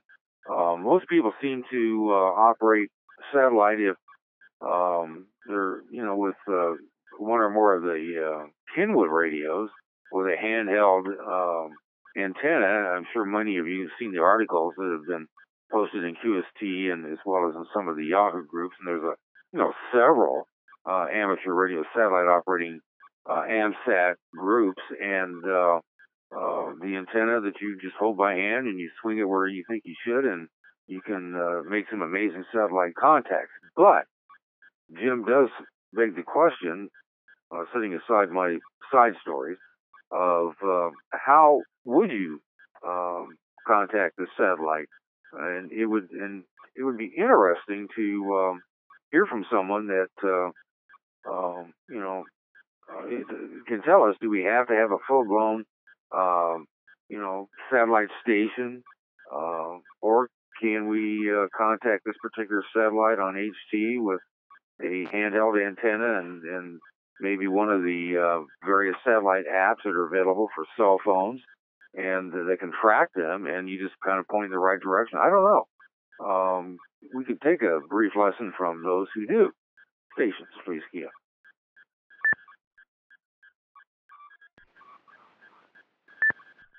N5W K6JM. I have N5WD and K6JM. We say hello to N5WD. Go ahead. Well, good morning, or good evening, Mike, and the rest of the N5WD. My name is Wayne. I'm in southwest Denton County, north of Fort Worth, northwest of Dallas. I've been very active on the sites since Oscar 5 was the first one that I ever communicated with. Depending on the orbit of the D-Star satellite, it can be fairly easy to work or fairly hard. If it is a true LEO satellite, somewhere, say 50 to 150, 250 miles up,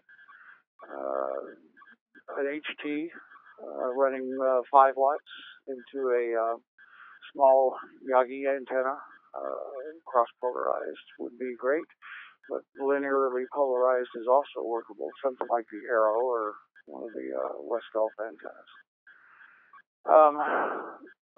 The biggest problem is going to be without a duplex radio and operating on 2 bands at one time, one up to the satellite, say 450 megahertz or 440 megahertz, and then down on 2 meters, or versa versa. It's going to be hard to hear whether you're actually getting into the satellite or not. That's the advantage of running a radio that will do dual duplex on FM, of which there are several radios that will do that. You aim the antenna and then adjust it as you're talking to get the best signal down. With a D-Star radio, you're not only going to be transmitting and trying to listen at the same time, but also figuring out where to point the antenna. And then you get into the third problem of making adjustments to the frequencies, both receive and transmit, as the satellite moves across the horizon.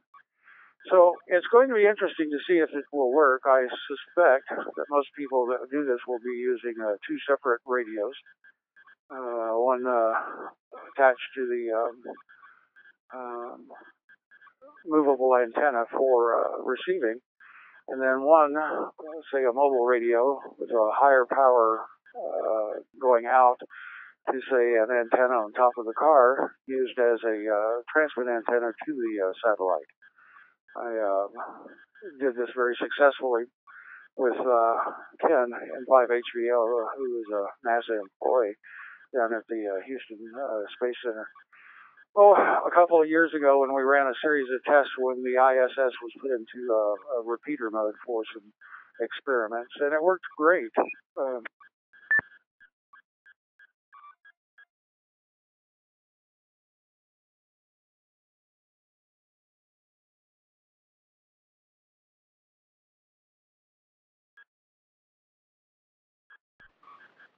All right, it looks like N5WD timed out. Let's give them a moment to figure that out and rejoin us. Please stand by.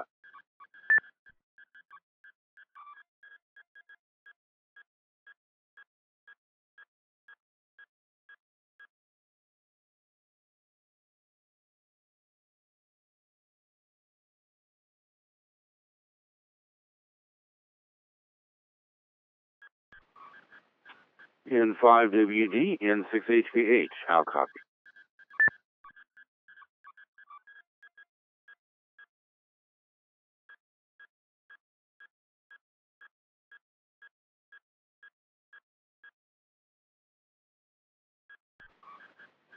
Well, this is really timeout night and surprising.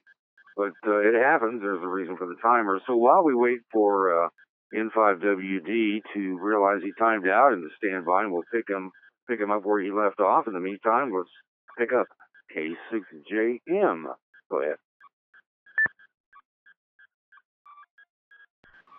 Okay, yeah, I found N5WD, his comments really interesting, so I do want to hear him finish those up. He clearly knows what he's doing with sets.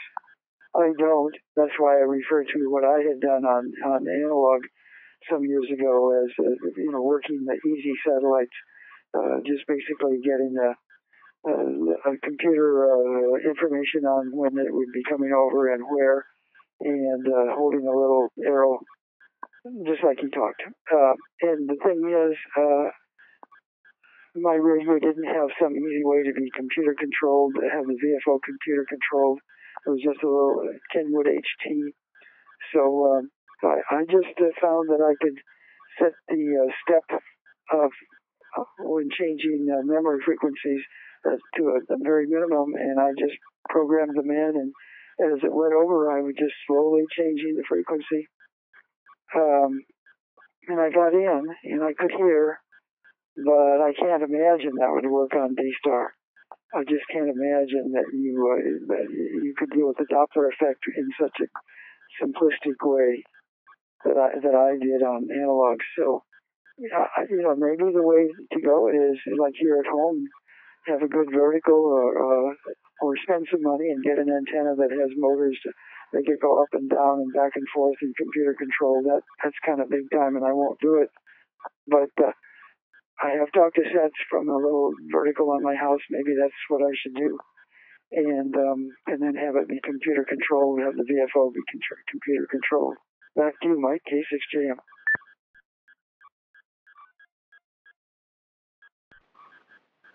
Yeah, I don't think the Yaesu 726R that we all used to use would work in this instance, although that was a great radio in my view. And the ICAM 9100, which is a satellite radio, certainly has, there's nothing to sneeze about, but I don't know, and I did want to hear further from N5WD. Let's see if Wayne's back with us. Are you? N5WD, go ahead. Yeah, sorry. I thought I had let go long enough for a set. Where did you lose me? Well, it sounded like you timed out with, and it worked great. And then you were gone. Go ahead. Okay, N5WD. I suspect I was talking about the experiments that Ken, N5HBO, and I ran over a summer. We were doing a teachers conference down at the Johnson Space Center, and in preparation for that, we were using a time slot that ISS was unexpectedly put into repeater mode, and we were experimenting with using the ISS as a repeater. So that meant the repeater was up about 225, 250 miles. With the 50-watt radio going into the antenna on top of the roof, and me using HT outside with the antenna, aero antenna being pointed by hand, and just using the microphone draped out the window, it worked great. We were able to do portable, also was able to do mobile as far as that goes. The few times I had a second radio hooked up, the radio I was using in the car did not do duplex. Anyway, duplex is going to be a real big deal. As far as changing frequencies, let me reset again. As far as changing frequencies to adjust for the Doppler effect, remember a signal moving towards you will increase in frequency, a signal moving away from you will decrease in frequency. It may not be necessary to change frequencies very much on a fairly high pass, one that goes, say, 40, 50, 60 degrees above the horizon. Since the frequency is not going to change very fast, if you change your frequency in 5 kilohertz steps, you may be able to do that. It's just going to keep you fairly busy trying to guess which one you need to do. So most of the folks I know would draw a little chart that says, okay, at this point I'm going to be using this frequency, at this point I'm going to move. You can always adjust your receive frequency for best reception. And thank goodness these little FM devices have fairly broad receivers as far as the frequency FM demodulation goes. What I'm thinking is that for a home station, you might use a Kenwood 2000 and use the 9600 baud input to the radio with a little DV voice adapter or an MMDVM device or something like that. Might get you on. As far as antennas for the home, most of the passes of a satellite do not go overhead, so you don't have to necessarily be able to point the antenna straight up. The ARRL published a series of articles for LEOs, the EasySats, that said if you point the antenna up about 30, 35 degrees, you're going to be able to get about 80% of all the passes around and have a suitable signal in there. So you have a Yagi pointed up about 80 degrees. You'll experience some fading as the satellite tumbles, but you'll still have a usable signal and be able to communicate fairly well. A D-Star satellite would be very interesting if it was a high Earth orbit, but then you're talking about high power, rotatable and adjustable antennas for azimuth and elevation, computer control of the frequencies. It'd be a little bit more complicated, although D-Star being basically an FM mode would make it a little bit easier than it was when you were using sideband. And on sideband, if you get a couple of hundred hertz off of the center frequency, you're going to start noticing that you can't understand the person. So it would be a real exciting thing to do. I'd have a lot of fun with it. N5WD.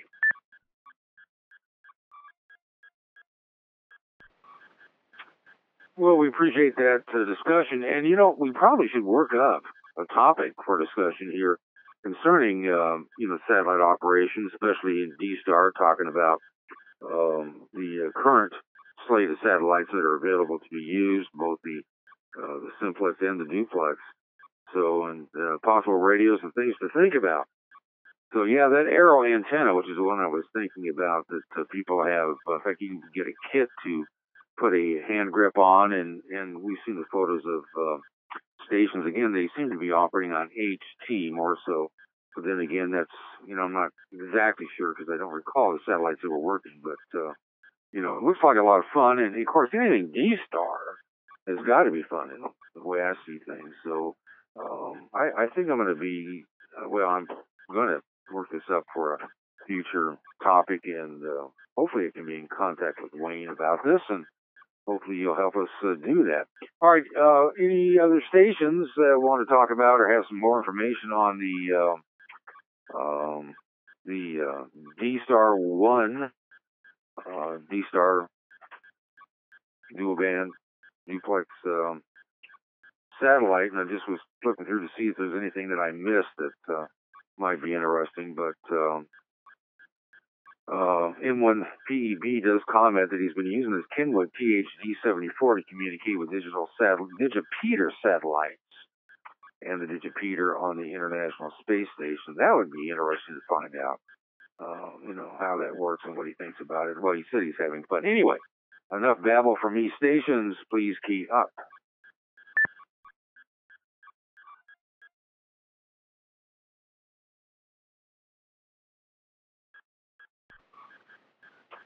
All right, nothing seen or heard, so I'm looking forward to talking about that some more down the line. Now, I posted an article about this MMDVM repeater that is described in this VK4JLM's ham radio blog. The link is there, and we've got a lot of links, or a lot of Shoutbox posts, I meant to say, and about halfway down there you'll see it. I didn't expect it to have, a great discussion on this, given that probably stations will want to download the document, take a look at it. It's a well-done blog, more of an article, and something that we should think about. But here's another MMDVM-based quad-mode digital repeater that's intended to operate on D-Star and DMR, and it's getting a lot of excitement in the Yahoo groups, and it's something that we can expect to see. And as K6JM posted on the shout box, I got to scroll back up now. There's so much going on that the multimode repeaters are gaining interest in. So, here's the bottom line. Maybe more MMDVM repeaters will be heard.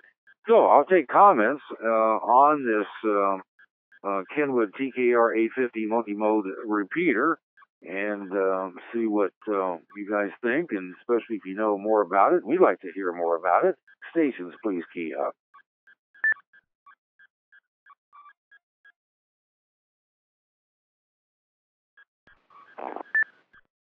K6JM. K6JM, go ahead. Just a comment that that repeater, Kenwood makes good repeaters, and that repeater has good reputation. John Hayes, K7VE of Northwest Digital Radio, posted on his blog several years ago how he put up a D-Star repeater using that repeater, and explained how he did it. And basically, you could use that article if you didn't have the one that you just posted. But now that this new one is posted, he tells you how to make up the cable and the interface and so forth. So that's really good. I really am glad that people are starting to talk about it and how easy it is. There are other good repeaters out there, but that's a good one. And you can run at full power 100% of the time if you pick the proper power level and not worry too much. So I'm glad you posted that, Mike. This is K6GM.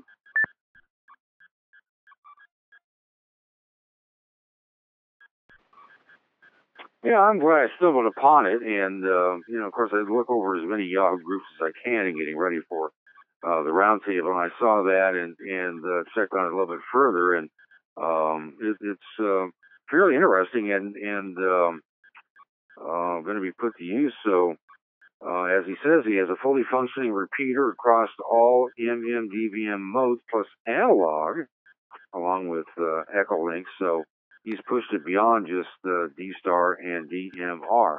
I think we're going to see a lot more MM/DVM repeaters as time progresses. It's not everybody's cup of tea, but they work and they seem to attract attention. And we have at least 1, 2, 3. Well, I think I've lost count how many we have connected to the constellation of reflectors during this net.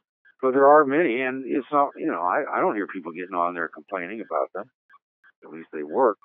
All right. Anyone else on this topic before we move on? Stations, please key up.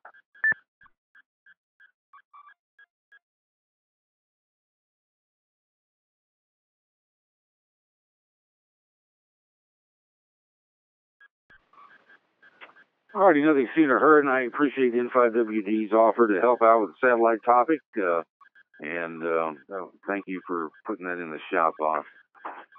Alright, well, I noticed that there's a poll going on, and it's mentioned as a static part of the shop box at the top.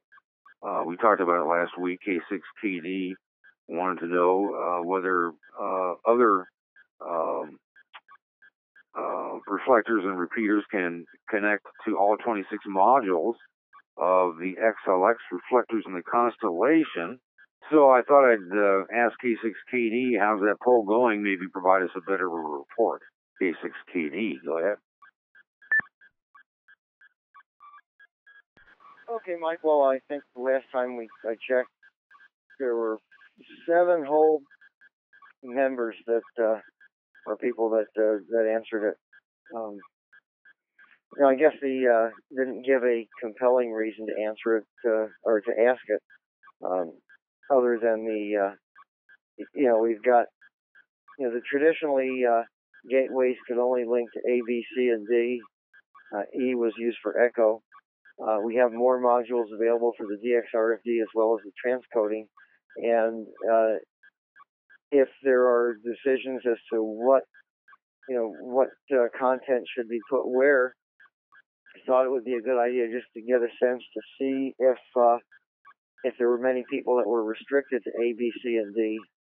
So that was the reason for it. There was no other agenda, nothing specific. But it would be nice to get a little bit more response. But anyway, thanks for mentioning it. Maybe we'll get someone else to answer the poll question. Back to that, K6K.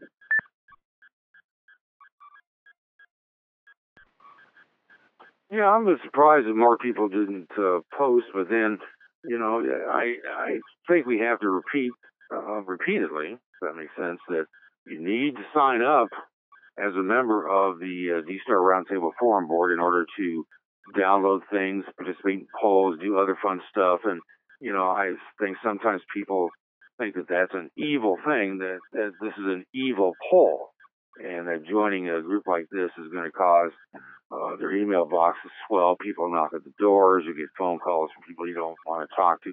That doesn't happen. I mean, I can guarantee. In fact, I know of no one who said, I registered on the D-Star Roundtable Forum Board as a user/member, and bad things happen. It just doesn't. And sometimes, because the shout box doesn't require that, the people just sometimes can't understand why they're not able to get in on and respond to, download, and do other fun things with posts, polls, and other things in the Roundtable Forum Board. But I don't know. Hopefully we'll get some responses. But you know how it is with polls.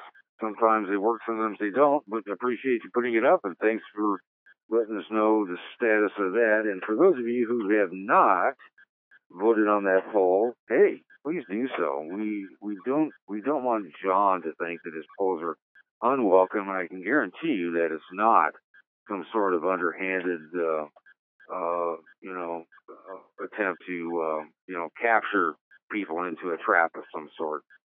So anyway, we won't we won't dwell on that much more. At this point, we, even though it seems to be that we've gone long beyond this, but as I will certainly next week, give those stations that listen to a recorded version of this net a chance to respond to topics that we discussed last week, and we're going to take that next in order. We just got carried away in other fun stuff and didn't get a chance to offer this. But if you have any follow-up that you'd like to express, or something that you heard and would like to take issue with, or maybe you have an update or correction to topics that we discussed last week, this is the time and place to do it to make the record complete. So stations, please, Kia.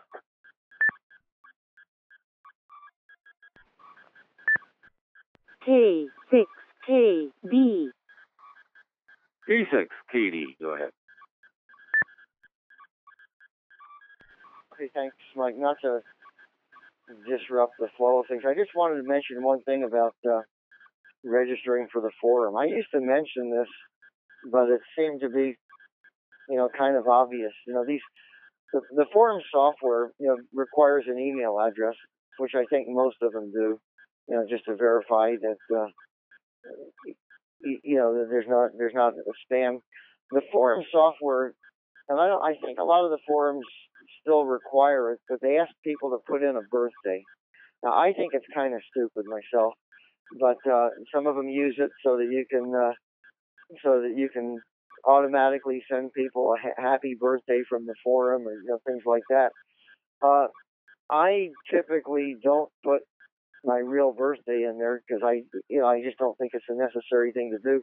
And I thought it kind of goes without saying. I've heard of people that get all bent out of shape by thinking that, if I'm going to put my birthday in there, maybe I'll have to put my social security and my blood type and all this other stuff, and then my identity is going to be stolen. So I guess if it needs to be said, I'll say it. You don't have to put your regular birthday in. I think one of the reasons for it is to make sure people or make an effort to determine people are over 18, or not that we have adult content here, but I think that it's just a typical thing that forums require. So, and it would probably be easier if they just had you check a box and say I'm over 18 or I'm over 21 and not even ask for the birthday. But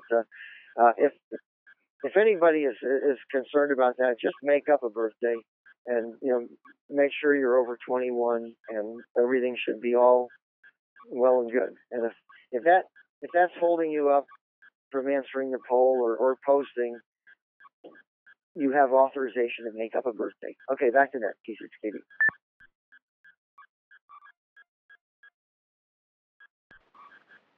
Oh, I hadn't thought about the birthday thing. That may cause a lot of people to put the brakes on, because I don't know that that's a usual question that's asked of people that register for blogs and websites and things like the Roundtable Forum Boards of, Forum Board.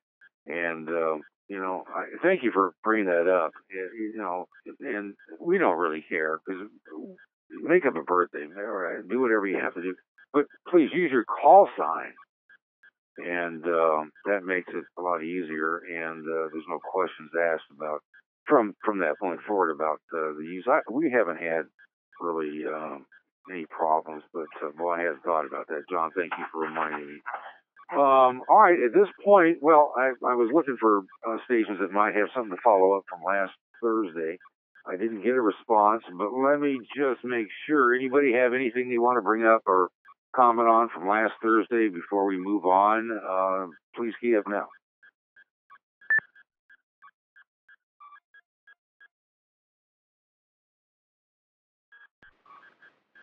All right, nothing seen or heard. There's been a fair amount of interest in a radio that was first brought to our attention by Bob W6KD last Thursday, which is the Anytone AT-D868UV digital DMR dual band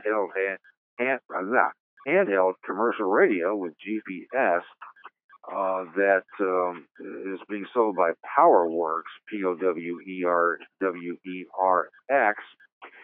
and I received several emails from stations pointing this out to me, providing downloads or links to the PowerWorks website.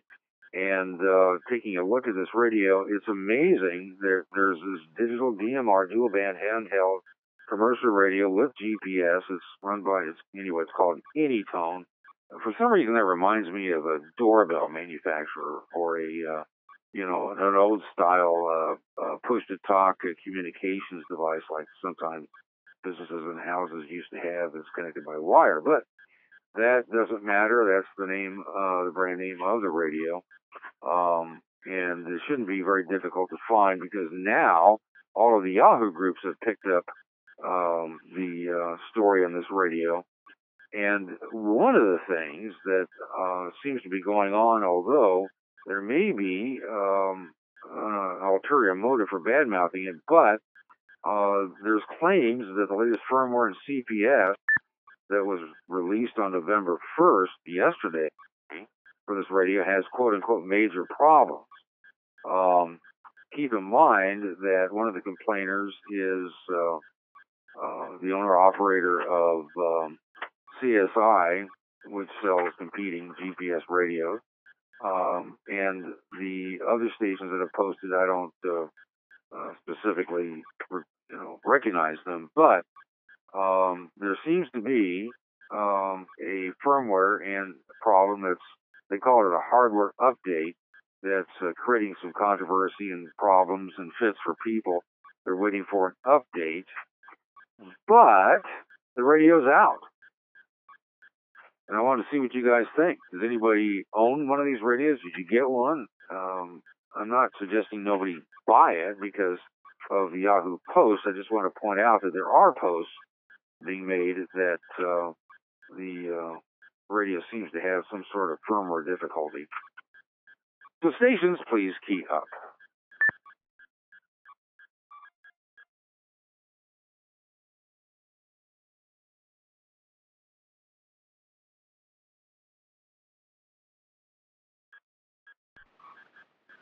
Alrighty, didn't get anything out of that, and I just want to see if maybe it got posted.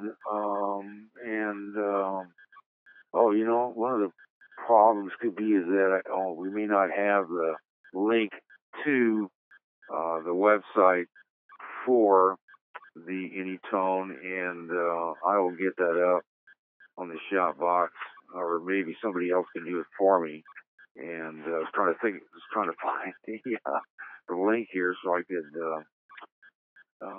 get that. I don't know if it's an easy one or not, but let's see. Let me go back here a bit. Well, it's a long link, but you can find it at PowerWorks, PowerWerx, that's xray.com. /Anytone, and that ought to get you to that radio to take a look at and to see what you think. It's just interesting, prices keep dropping on the DMR radios. They get better and cheaper, while D-Star radios seem to be more expensive without really any meaningful feature improvements or advancements, but that is my opinion. Anyway, any comments on this Anytone radio? I know I didn't get any response before, but it's selling. Stations, please key up.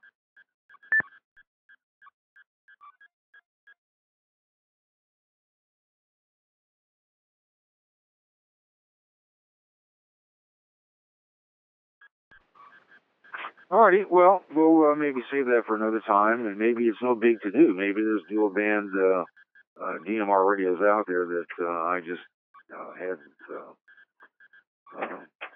stumbled onto, although I'm not in the market right this moment for a DMR radio, but I know a lot of people are. So let me call upon John K6KD. I guess I'm trying to give him a heads up. Maybe he nodded off, but before he runs off, any news updates, things happening with the 4K transcoder on XLX313, John? Any news for us? Just checking. K6KD, go ahead. Well, not that I'm aware of as far as the technical. I mean, it's working. In fact, I can hear I'm speaking right now on D-Star. I've got a DMR radio on. I can hear myself on that, but it's quiet, so there shouldn't be any feedback. No, I guess probably the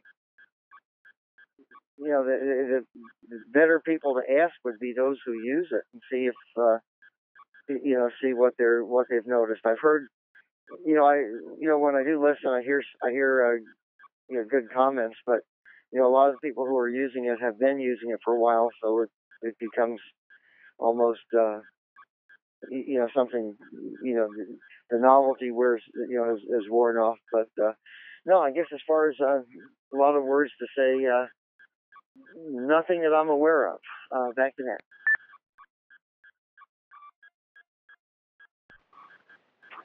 Fair enough. Well, let me see if anyone wishes to comment or ask questions about our 4K transcoder here on the Kings of Digital system that's part of the constellation of X reflectors.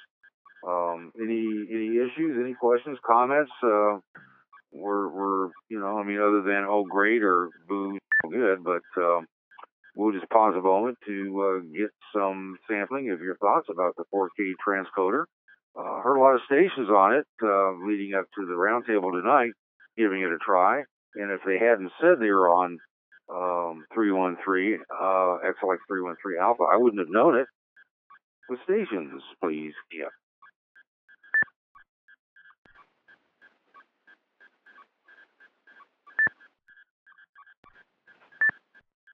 W4WWM. I have KB2FJD and W4WWM. We first say hello to KB2FJD. Go ahead. Yes, good evening. Good evening to the net, everybody on the net. Just want to ask a question. If I'm on DMR, is there any way that, any indication that I could get on my display to tell me whether the other person is either coming in on D-Star or are they on the actual DMR side? Is there any way that that the transcoder can tell you what system are they coming from?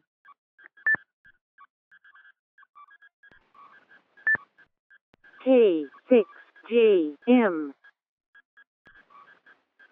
Alrighty, let's see if K6JM keyed up. We'll see if he's doing it to answer that question. K6JM, go ahead. Okay, there's no good way, but all the radios I have display on the screen that there's a signal coming in and roughly how strong it is. Usually it's little LCD, little bars or blocks. And it's kind of like a poor man's S meter, I guess. So if your radio is not decoding anything and your radio is clearly receiving a signal, it's probably because somebody in another mode is transmitting. No, that's not the best possible answer, but that is the truth. And it works great, except when you're driving, obviously. Back to you, Mike, K6JM.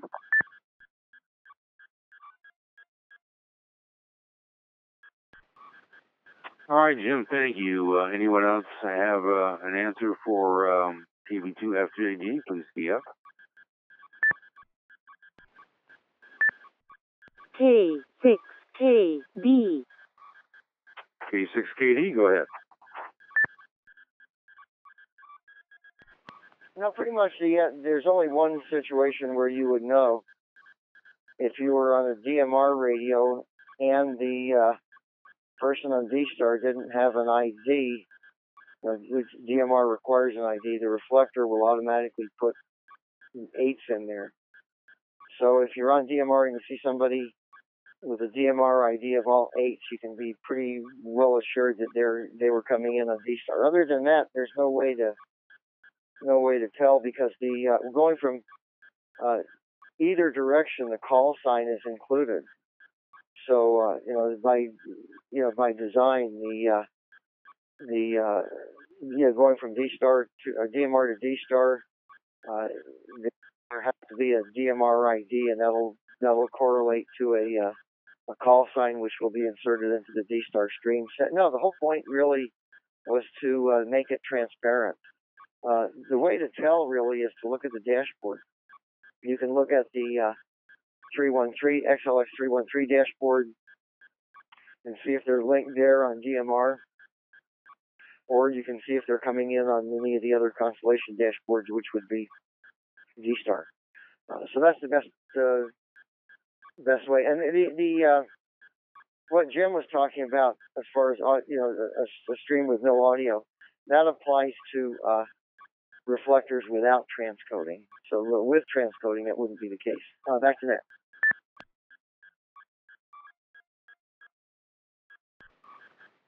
All right, got it. So, Rod, KB2FJD, thanks for the question. Next is W4WWM. Go ahead.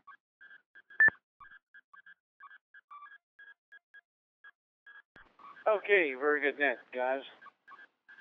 Well, I wanted to just report, and I did say something earlier, that the 4K transcode is working wonderful on Channel B.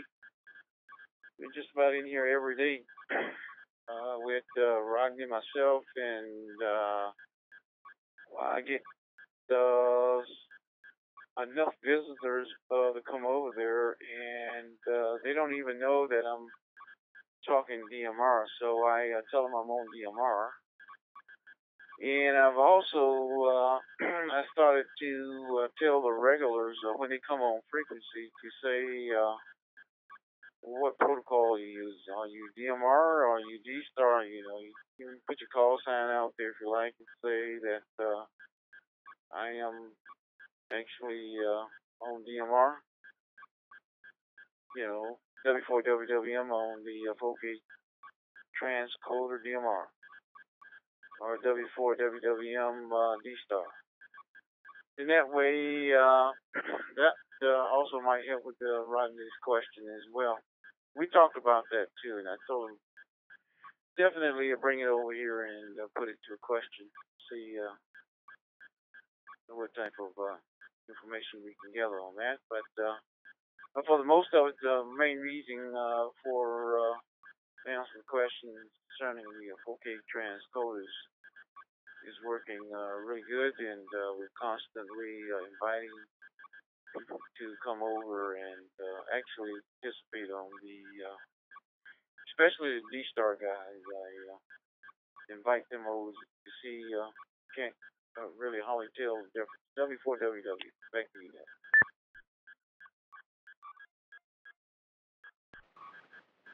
Well, I agree. If you haven't given it a try, you would never know. And it's there for just that purpose. You don't have to have permission. You just have to be able to connect and, go both ways. It gives you an excuse to have both D-Star and DMR radios. And works pretty good. All right, any other questions or comments about the 4K transcoding here on the Kings of Digital system on a Thursday night D-Star Roundtable? Please key up.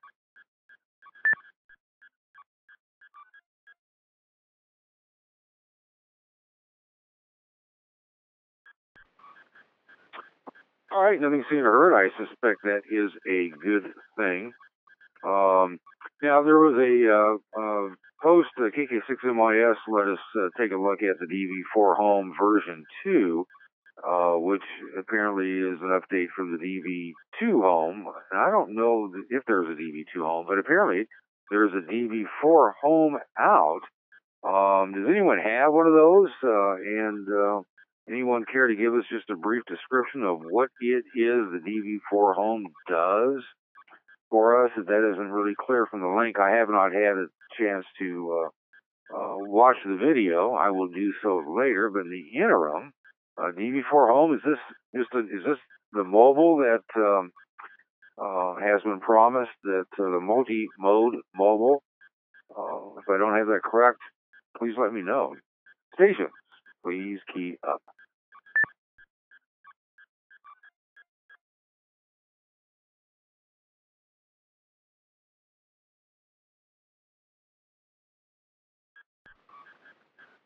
Well, I assume it does something, and I'm hoping that it does more than just DMR, but, that's entirely possible. But it says it's an updated version of, well, the DV4 home, I would hope would be an updated version of the DV2 home. It would be a mistake to use a lower letter or a number to describe it, but, well, I guess we'll just have to take a look at the video and see what it is. If it's something completely unrelated to what we do here, then, well, that explains that. But I know the DV4 et al. Equipment has been popular with many, and probably will be around for a while. We get a lot of both good and bad comments whenever a DV4 anything comes out, because apparently it takes a number of firmware and software updates before they get things going correctly, although a lot of positive comments have been made about the Wireless Holdings, which at least makes or sells or represents this particular radio here in the U.S. So if there's something that we need to know about this radio, I mean, if it's on D-Star, if it's somehow itself transcodes or does something trick that we haven't thought about and should know about, let us know. Come around next Thursday or post something in the shout box so we can keep track of things like that. Scanning through the shout box, I appreciate everybody's posts and keeping us current on their thinking and the shout box thinking. It's always fun to take a look at it. I'm glad that nobody's throwing tomatoes or cabbages at us. At this point, I'm going to take our usual mid to late break to see what it is that you guys have on your mind. That is, any questions that you'd like to have answered concerning the topics that we discuss here on the Thursday Night D-Star Roundtable. Or is there a topic that you'd like to bring up, or some equipment that you spotted that perhaps we should all take a look at or be thinking about? Maybe there's something that we've overlooked that if we proceed for another week here in the digital world, that we'd be in deep trouble if we didn't pay attention to this new development. All those things are appropriate at this point in time. We call it kind of like an open segment. So stations, please key up.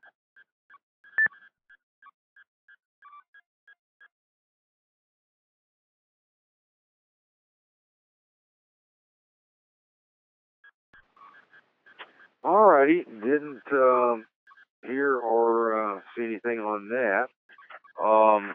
In one of the Yahoo groups, and I can't remember which one it was, and I'm sorry that I didn't note it, because when I printed it, it didn't copy the group, and I have to go back and find it.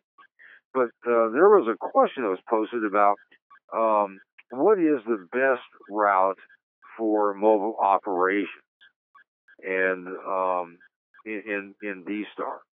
And, the stations responded with, oh, I only use repeaters. Another one says, well, no, I use a mobile hotspot. And then others chimed in and say, well, if the repeaters has enough elevation and I can get to it constantly and don't keep dropping out, then I try to use repeaters. And then others said, well, why bother with that? Because by having a mobile hotspot, you can get a hold of everything. The key to this particular post was that the station wanted to use an ICOM ID 5100 and did, in fact, would like to connect to local repeaters, but enjoyed using his DV Mega hotspot with his Verizon or whatever cellular data provider that was a portable or pocket Wi-Fi that you could connect to. And one of the last posts was that it seemed that the stations, well, not just the last post, but generally, for local operations, they like to connect to local repeaters. But for long trips, having a list of repeaters, just doesn't work. And because you move in and out of the footprints along the route, there's no system that covers everything and everywhere that you could possibly drive. And as this one station, it's K1KDA, says this: for long trips, I prefer the consistency of using a DV Mega and its Verizon hotspot. That configuration provides reliable D-Star communication along most interstate travel routes, at least in the eastern half of the U.S. where he's at. And of course, that holds true out here as well, but he apparently hasn't driven along the west part of the U.S., and I suspect through most of the world this would also be true. He likes to disconnect his antenna and connect a dummy load to the ID5100 so he doesn't blow his hotspot and in its radio device clean off the floor or wherever it is he keeps it. And he likes that arrangement. And I thought this was, probably typical for many. And we have had a discussion from time to time about the best arrangements to travel with D-Star or the open source digital systems. That we shouldn't just limit it to D-Star, although this particular article is. And I thought I'd ask, what is your favorite way of operating mobile? Just a sec.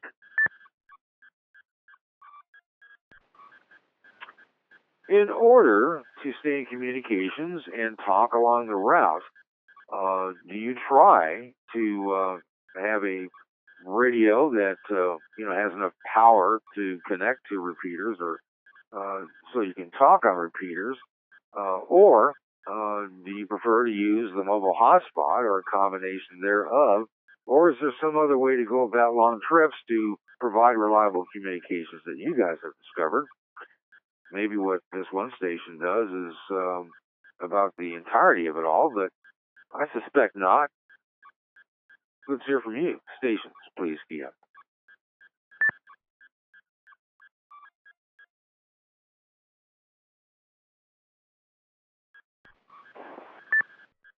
K6JM. Well, I was about to say that apparently nobody travels mobile and with either a radio or hotspot capable of D-Star operation, which would surprise me, frankly. But then we had K6JM key up. Jim, go ahead.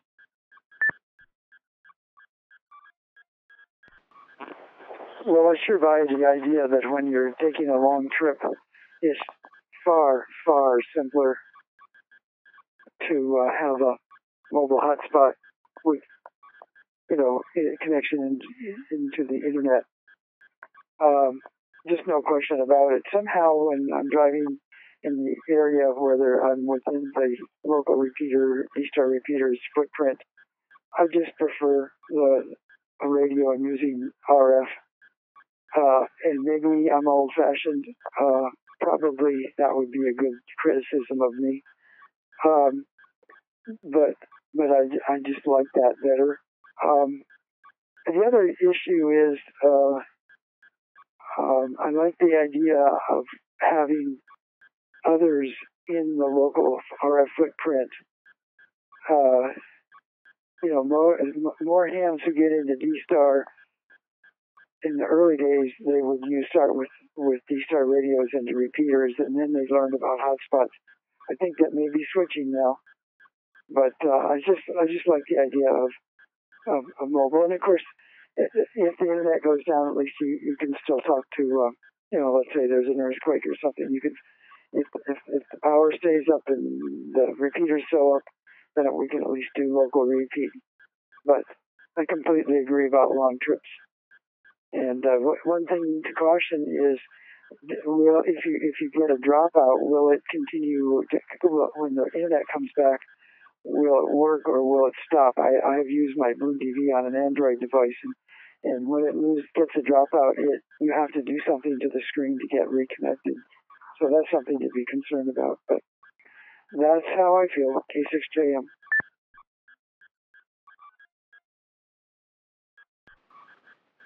Okay, Jim, thank you. Well, I mean, look, there's another issue here. If you're taking long trips, unless you have an RV or a motorhome, you're going to stop and stay at a hotel. A lot of resort destinations have, well, you guys know. If you have just things set up to talk to repeaters, you can have some real problems.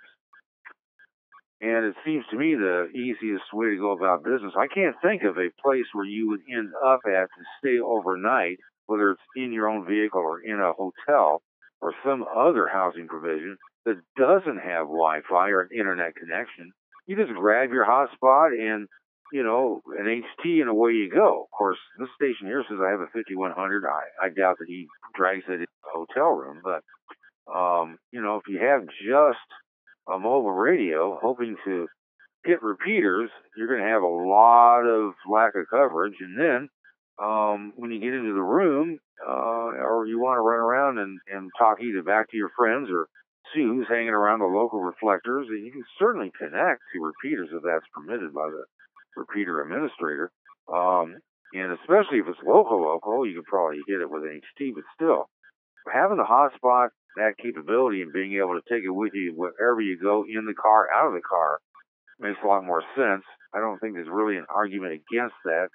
Come to think of it, this is probably not a great topic, but it was one in a Yahoo group, and I just thought I'd ask to see if anyone has any thoughts or druthers. We don't have to make this a big to-do, but we'll see if anyone else wishes to weigh in. Do so now by keying up.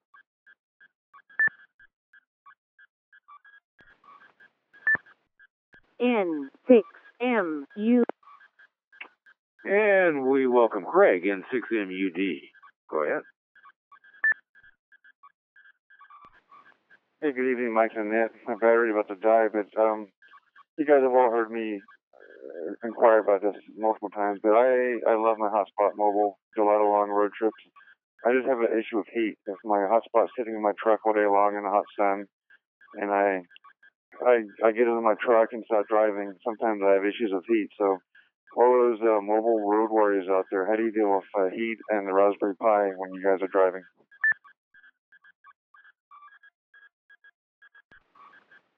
Oh, that's a good question.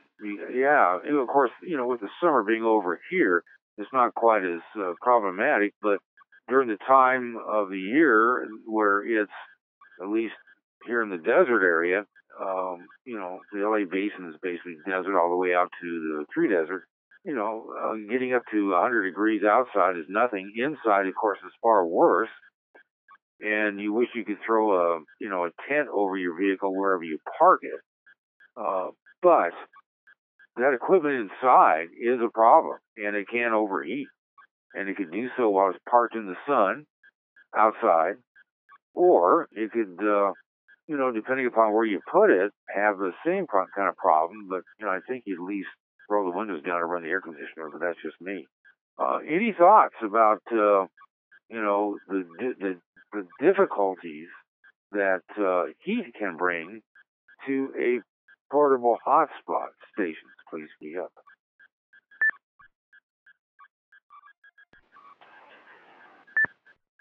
W6O. W6OSO, thanks for joining us. And don't tell me you put a block of ice over your hotspot. But go ahead. No, I do everything that Bob W6KD says not to do. I put a mobile hotspot in the car about almost a year ago, so I've been through one full summer.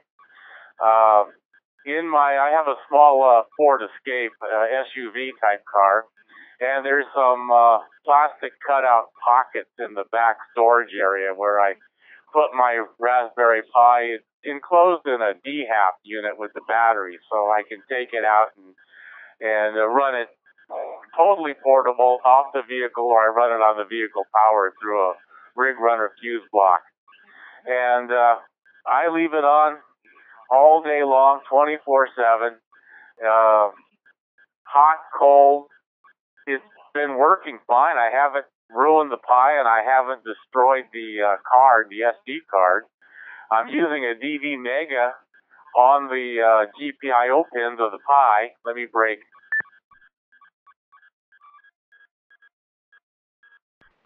W6OSO. Another W6KD no-no that I do is I will cut the power through the power switch of the DHAP and then reboot the Raspberry Pi to make a connection through my Verizon Jetpack when I want to use the Jetpack and walk away from the repeaters. I had a job where I covered 4 western states, so I was always traveling either by air or by car. And when I flew, I used a the red DVAP, and a laptop because I had to use a laptop. That's what I plugged into the hotel Wi-Fi with, and then I used the HT through the red laptop, or red DVAP, and I think I used Dutch WinStar, as a matter of fact, for the connection to the through the computer. If I was using the REF reflectors, I would use Robin Petshaw's DV Tools, I think it was. When I was driving long distances, and let me break.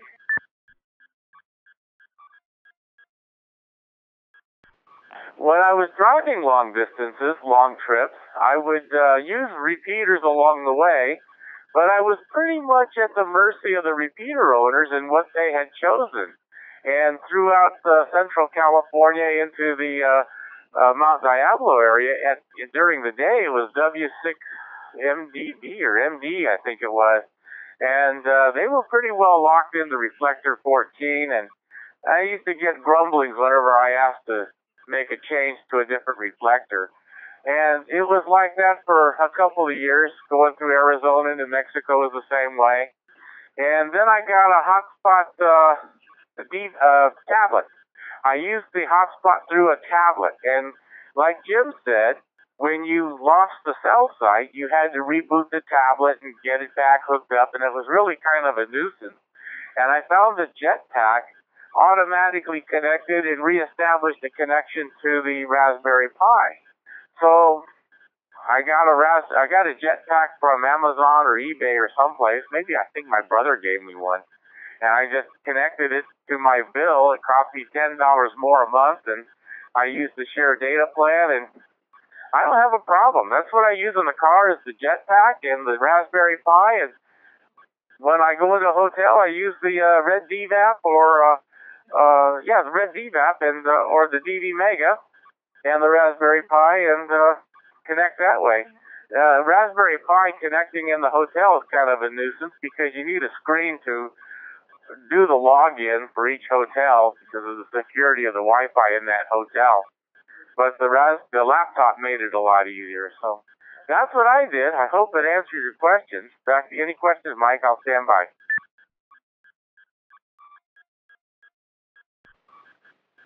All right, Mike. Appreciate that. So in 6MUD, maybe what we need is to have you tell us what the issue is with the heat and how it affects your hotspot, and then perhaps we might be able to get some comments on how to keep it cool, short of stopping off at a store every couple hundred miles and getting a block of ice in 6MUD. Go ahead.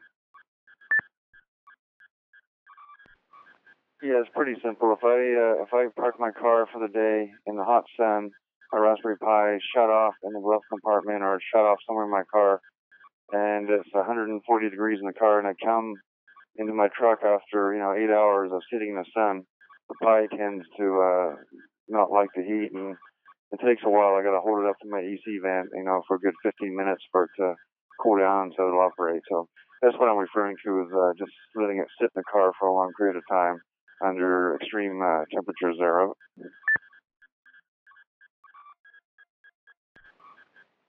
And I take it you're looking for an answer to avoid that, short of, throwing a massive towel over your car. So, anyone have suggestions on how to avoid this difficulty for those that drive around in the heat or park under the sun? Stations, please key up.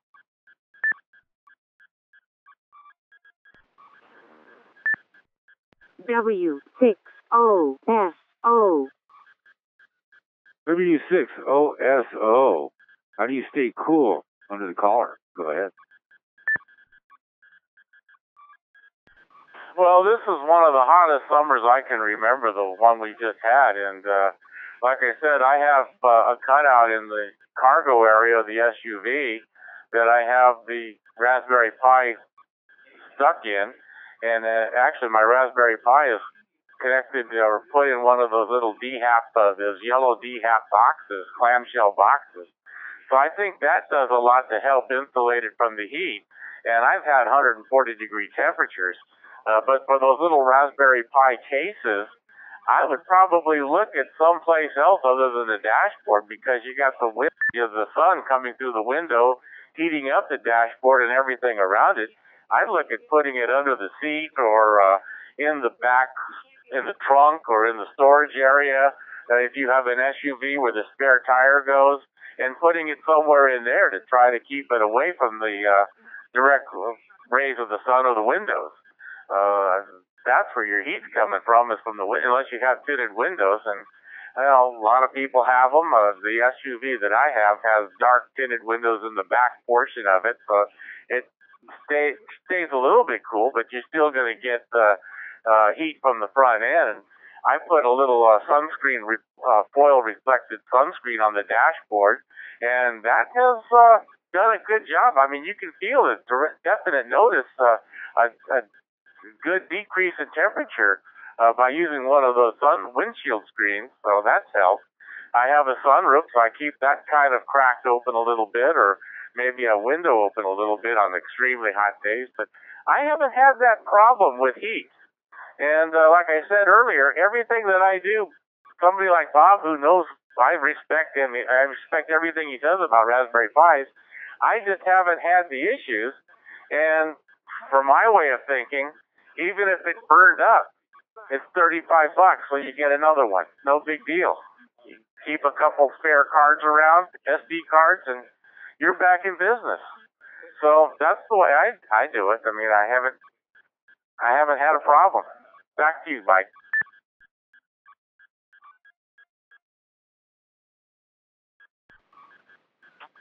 Well, short of buying sunscreen at an electronics store, or a sunblock probably, perhaps there's a container that has a 12 volt or maybe a 5 volt fan that would exhaust the heat. I've seen some of the cases for the Raspberry Pi hotspot or whatever combination.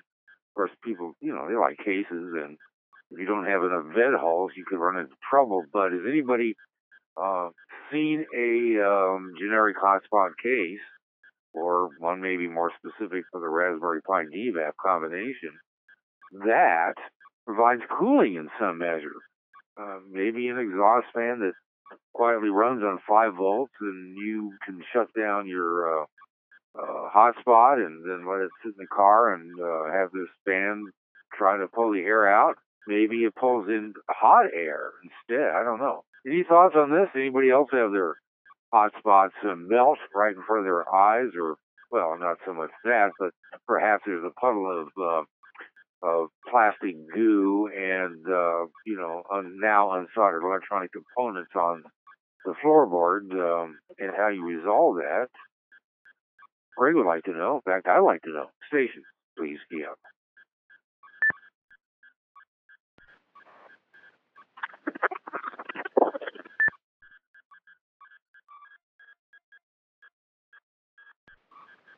ZL2 TWS. Go ahead. Very good evening, Mike and the net. I've got a possible solution if people would like to run an Odroid XU4. It has a fan fitted inside the case and it can be controlled at a certain temperature. So you can select how many degrees you want the fan to switch on at, and it will it warms up, the fan runs, cools it down, and switches off again. So if you go to the Odroid hard kernel website in Korea, you have a look at an XU4, and I'm running Adrian VK4TUX image on it for D-Star, and that has got a fan on it. It's never gets hot. While I've got the mic, I do have an overheating problem with an ID5100. If the case temperature gets above 100 Fahrenheit, it will not receive on UHF. You transmit, as soon as you release, no receive, gone. If the radio cools down to below 85 degrees, the receiver returns to normal operation, and at no time is the VHF side of the ID51 affected. I've returned it to ICOM under the 5-year warranty. We have 5-year warranty in New Zealand and Australia, and they're currently repairing it. They reported back to me that there's a microprocessor problem. When the temperature rises, the microprocessor has a failed signal on one of its pins, and they don't know why. So maybe I'll get a brand new radio out of ICOM, but anybody else got an ID51 that has an overheating problem, it could be an issue with the design there or the batch chips that they put in them. Like, go ahead, over.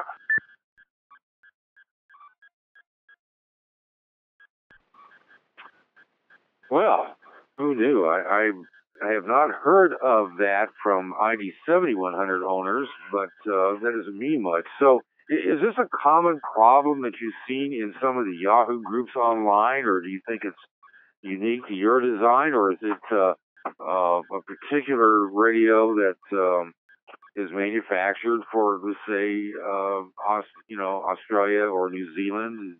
Have you investigated this? And by the way, congratulations on the 5-year warranty. I didn't know that. That is kind of cool. So I take it you don't have it back yet. Well, you hope to get a new radio. So is that on TWS? Back to you with those questions.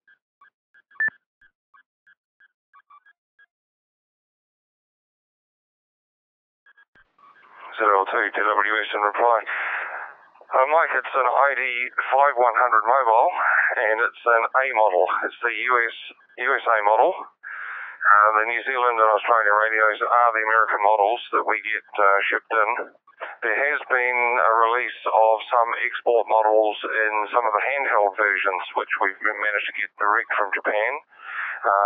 The radios are shipped from Japan to Australia and New Zealand ICOM, but they are the American models, so they're no different to anybody else's radio. But if I'm talking away on UHF and I'm on high power and I have a 3-minute over, a couple of 3-minute overs, and where the radio is in the vehicle, it gets a little bit warm, and the case warms up. Now, the radio is designed to run to 140 degrees. That's ICOM's specification.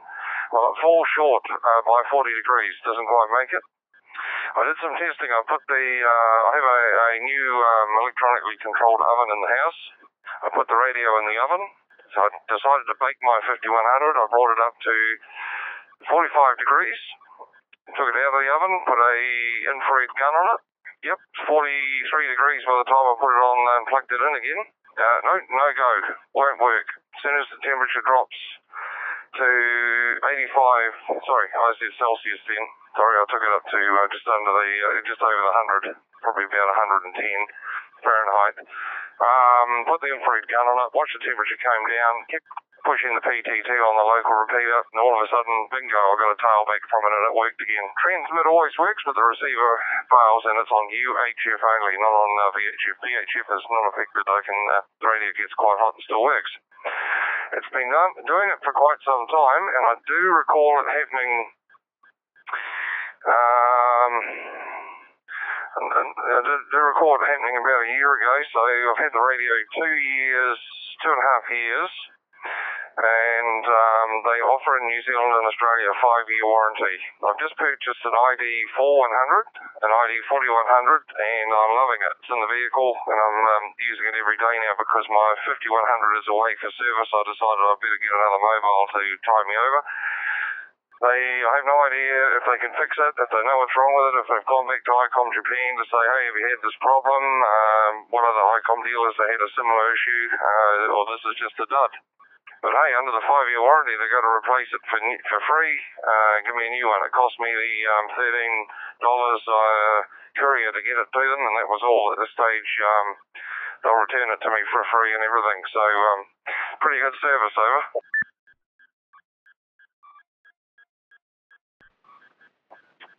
Well, good luck on that. Let us know how it turns out. Appreciate your comments.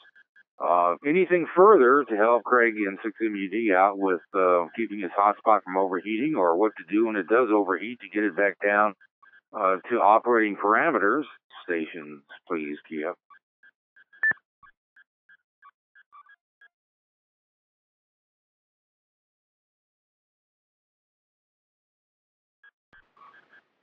All right, nothing seen or heard. So, Craig, not a lot of help, but, I don't know. It's got to be a problem that others have experienced, and who knows? Maybe the thing to do is to grab it out of the car or wherever you have it and just take it with you and hope that you're getting into an air-conditioned area. I don't know. Anyway, I don't want to make fun of this because this is a serious matter for you. And in 6MUD, anything further? Go ahead. KK4ECU.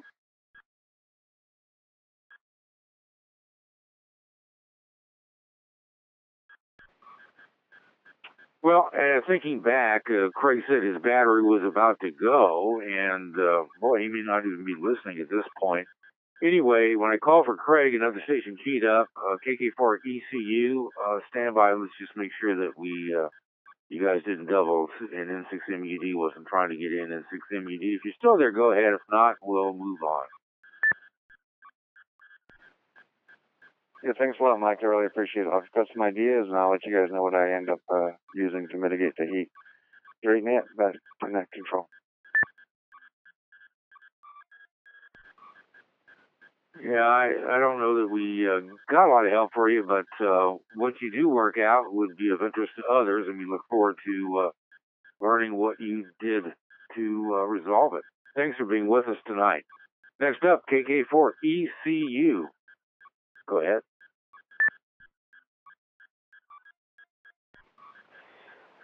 So this is KK4ECU. I'm Ken. I'm based in Murfreesboro, Tennessee. I have quite a bit of experience with Raspberry Pis from my education as a penetration tester, professional hacker for a lot of years. What I've found to be the most effective to deal with the heat issues in Raspberry Pis, especially we were leaving them in cars and under desks and inopportune places to help us mitigate some security controls, was little heat sink kits that they sell for them. If you can get one of those, and one of the gentlemen even built up a low, I think he took it off of a circuit board, just a low draw fan, and he blew that across the processor, and it mitigated all of his heat problems that we were having out working in Phoenix, Arizona. So you might want to take a look at some heat sinks. K6. That's actually a pretty good idea. I appreciate it. K6KD, go ahead. The only other thing, if someone had mentioned this and I missed it, I apologize, but I think that is a good situation for an open spot because you can, when you're leaving the vehicle, you just unplug it. You don't have to worry about powering it off. Just put it in your pocket and go wherever you need to go. Unless you're working in an area where you can't bring any electronics in, like security areas, that sort of thing. But outside of that, I think that's an ideal application for the open spot. It's multi-mode unit, and it's you don't have to worry about pulling the power. So anyway, that's my 2 cents. Back to you, Mike. K6 Katie.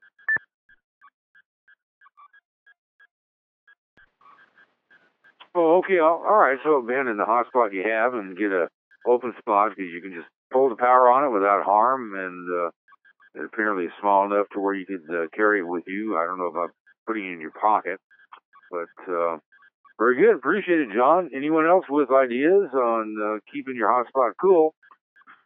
Please key up.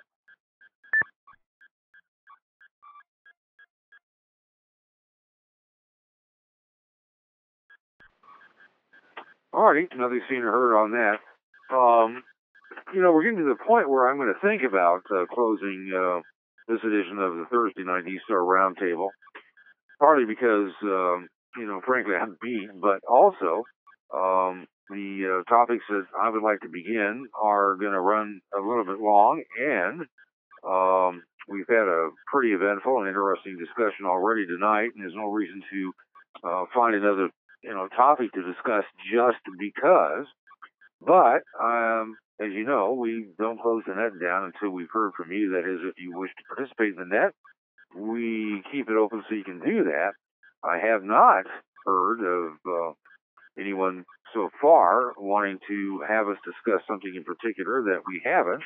And I'm always seeking that about from others. And of course, I sometimes beg stations to either post something on the shout box, maybe put it in the current comments folder, or just email me directly. In any event, always looking for topics. And I'm going to ask again if there's something that you'd like to hear discussed on this net. Tell us now, or communicate later if you like, but, hearing about it, and especially if we get other stations, joining in and saying, yeah, that's a great topic, is something that makes it better to discuss it now as opposed to sending me an email, because it's hard to see whether it's going to be a good topic or not, because it's just you and me, as you can think. So, what do you think? Stations, please key up. ZL2RO. ZL2RO, go ahead. N6, HKH, Mike. Good afternoon from New Zealand. ZL2RO here, Phil. I've got a question. I don't know if anyone would have the answer for it. Just anomalies with hotspots, whether it's related to image or hardware, I don't know. Where when you key up, sometimes you get multiple key ups where your radio seems to go into a bit of a spaz and just keys up like multiple times for a few seconds and then stops. I don't know if that's like RF getting back into the Pi in the system, or if you key up and you go to talk, and then when you unkey, about 3 seconds later, about 3 seconds of your transmission comes back to you. I don't know if anyone's ever experienced that, or if they have, do they know the reason behind it? That's just a question I have, Mike. Back to net control.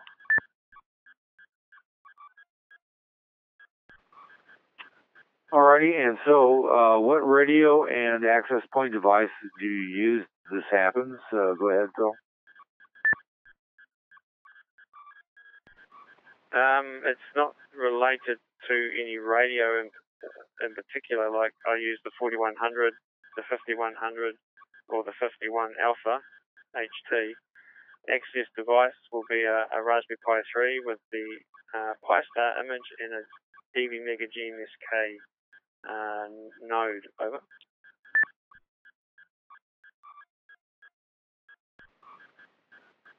Alrighty. Stations who can help, please key up.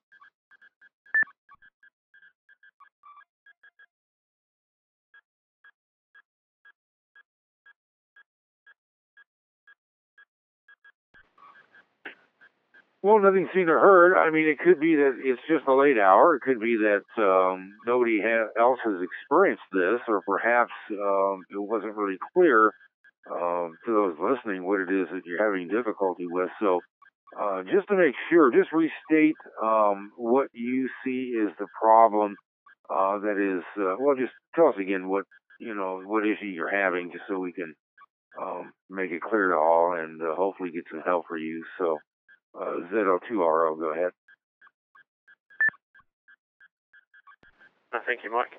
Yeah, well, what it is it's almost like a feedback in the system where it sort of it goes around in circles. Like, what I mean is, I could be out mobile and I go to key up on my hotspot, and next minute it's multiple keying up. The radio's like, it's like the PTT button's been clicked multiple times, like half a dozen times, and then it stops.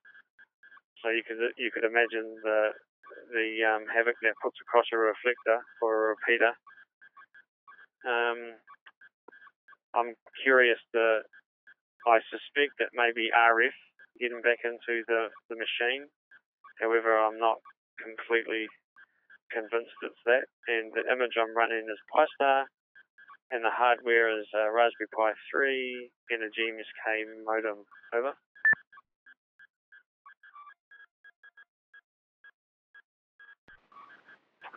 Well, that's fairly plain and well understood. So Anyone else experienced this? If you've found a resolution for it, or if you have some idea what might be causing this, Phil could certainly use your help. Please keep.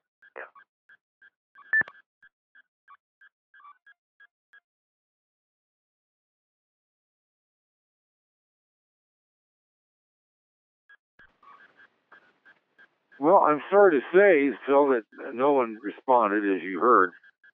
It could be that it's late. On the other hand, I have not had another station. I haven't heard a station either telling me this, or nor have I heard about this on the air. That doesn't mean that it doesn't happen. Of course, you're not imagining it. I don't have myself any idea what to think of this. And I'm sorry that we haven't been able to get you an answer, but sometimes problems like this come up and it's unique or fairly unique, and when others don't experience it, they don't key up to respond. They're sitting there, at the edge of their chairs, waiting to see what others say about it. But perhaps you can either post it as a question in the Roundtable Forum board in the shout box, maybe pick that up after we clear it out tonight, or bring it up earlier during the net, or just raise hell about it during the week on the constellation of X reflectors and try to get an answer to you. But I'm sorry to say we don't have any. So I'm glad that you at least brought it up. All right, stations, any topics that you want us to take a look at? Anything further for the roundtable? Any other questions that perhaps we can try to address? Let's take you now. Please key up.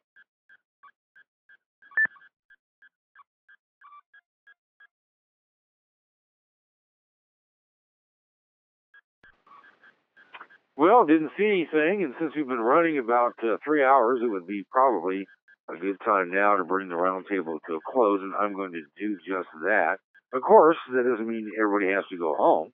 Well, you probably are home anyway, but I mean, turn off the radios because, we're open for business after the net has concluded, even though I take a fairly lengthy break because I have to go down the hallway, as you can imagine, and I need to get maybe something to eat. It's difficult to cook while you sit here on the radio, and I don't have a microwave oven even close to any of this gear, nor would I let my wife get one near me.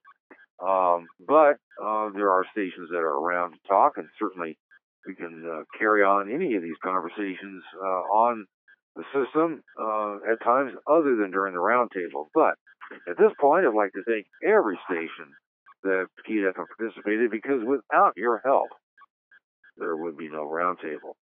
The shout box is going to be cleaned out and put up in the shout box history probably within a few minutes after the roundtable concludes. But it's open 24/7 otherwise, and it's a great place to put questions or comments, especially if you're listening to this net on a recorded basis that you might have about something you've heard or a question that came to mind that you'd like to have answered. Or for that matter, if, I mischaracterized something or just said something that just utterly didn't make any sense, you feel free to correct me. I won't get upset about it. And, the multi-protocol 4K transcoding reflector is available for all to use. And if you have any questions or comments about that, there's a number of articles posted in the Roundtable Forum board telling you how to use it using various access points or hotspots. And certainly there will be stations hanging around during the week to answer your questions, and we love to talk about the 4K transcoder. From time to time, I like to think that support this roundtable are part of the crew that operates this system and are known as members of the Kings of Digital system. And I try to make it a point to make sure everybody knows who they are, to thank them personally, because I don't write any checks, nor that I would. They probably wouldn't be good anyway. But, W6KD, K6KD, KK6MYS, WB5EKU, and WA6JFK all put out time and effort to do various things, and without their help, we wouldn't have this net, and certainly wouldn't have this system, and they keep things up and running in the event of difficulties during the course of the net. I think each and every one of them, and I don't know what I would do without them. Just a minute.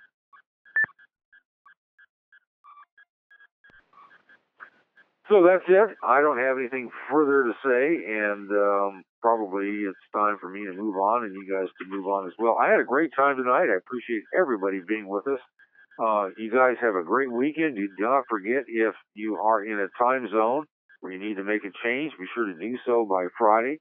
And or if you're lucky enough to have the atomic clocks, perhaps you can just stay up late and watch them magically jump forward and jump back depending upon your circumstances. We'll look forward to seeing everybody here again next Thursday at 7 p.m. Pacific, whatever time zone that may be, that may entail, for another edition of the Thursday Night D-Star Roundtable. Everybody have a great time on D-Star in 6HKH. Good night.